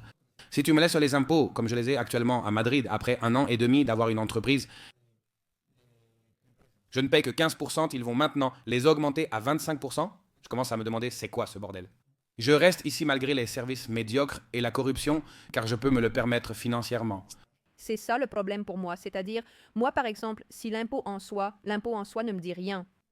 Pour quel montant et comment l'utiliser, c'est important, car Si tu me dis que je paye beaucoup, si c'est bien utilisé, je n'y vois pas d'inconvénient. mais beaucoup de gens, oui c'est ça le problème, mais ce que... Tu es en train de me dire maintenant, c'est de dire non, mais ceci c'était mal utilisé. Mais s'il l'utilisait bien, Je ne le payais pas non plus. La somme énorme qu'ils prennent dans ce pays, c'est vraiment du vol pur et simple.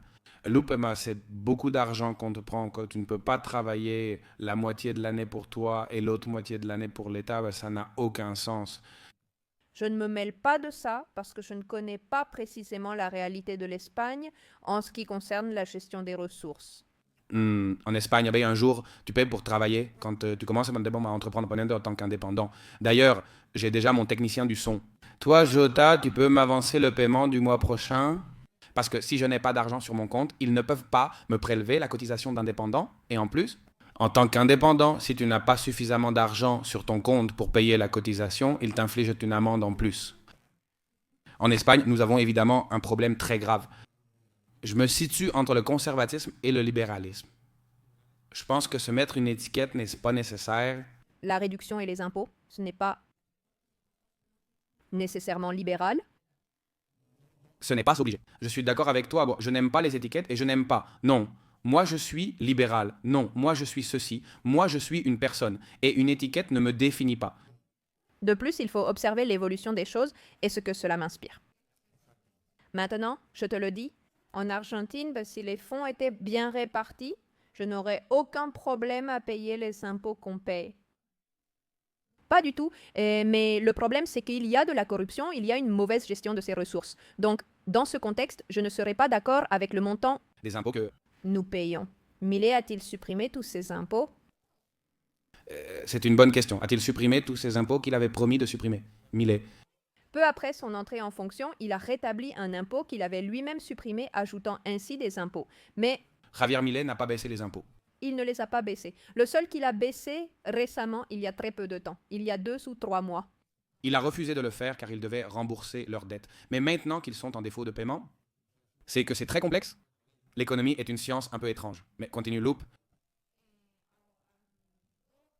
2 mois avant la fin de l'année, un petit truc comme ça. Et ma loi a supprimé la taxe sur les cartes de crédit, étant la seule à éliminer l'une des 2 taxes sur ces cartes, ce qui a fait que le dollar de la carte de crédit était presque égal au dollar officiel et au dollar blue. Il s'y restait juste un peu en dessous. C'était la seule taxe qu'il a supprimée. Si je ne me trompe pas, la taxe qu'il avait rétablie était la taxe numéro. Je ne veux pas prendre de risques, parce qu'après, tu sais, on te le reproche, mais oui, il a bien rétabli l'un des impôts qu'il avait supprimé. Mais ça, donc, évidemment, ce n'est pas par là.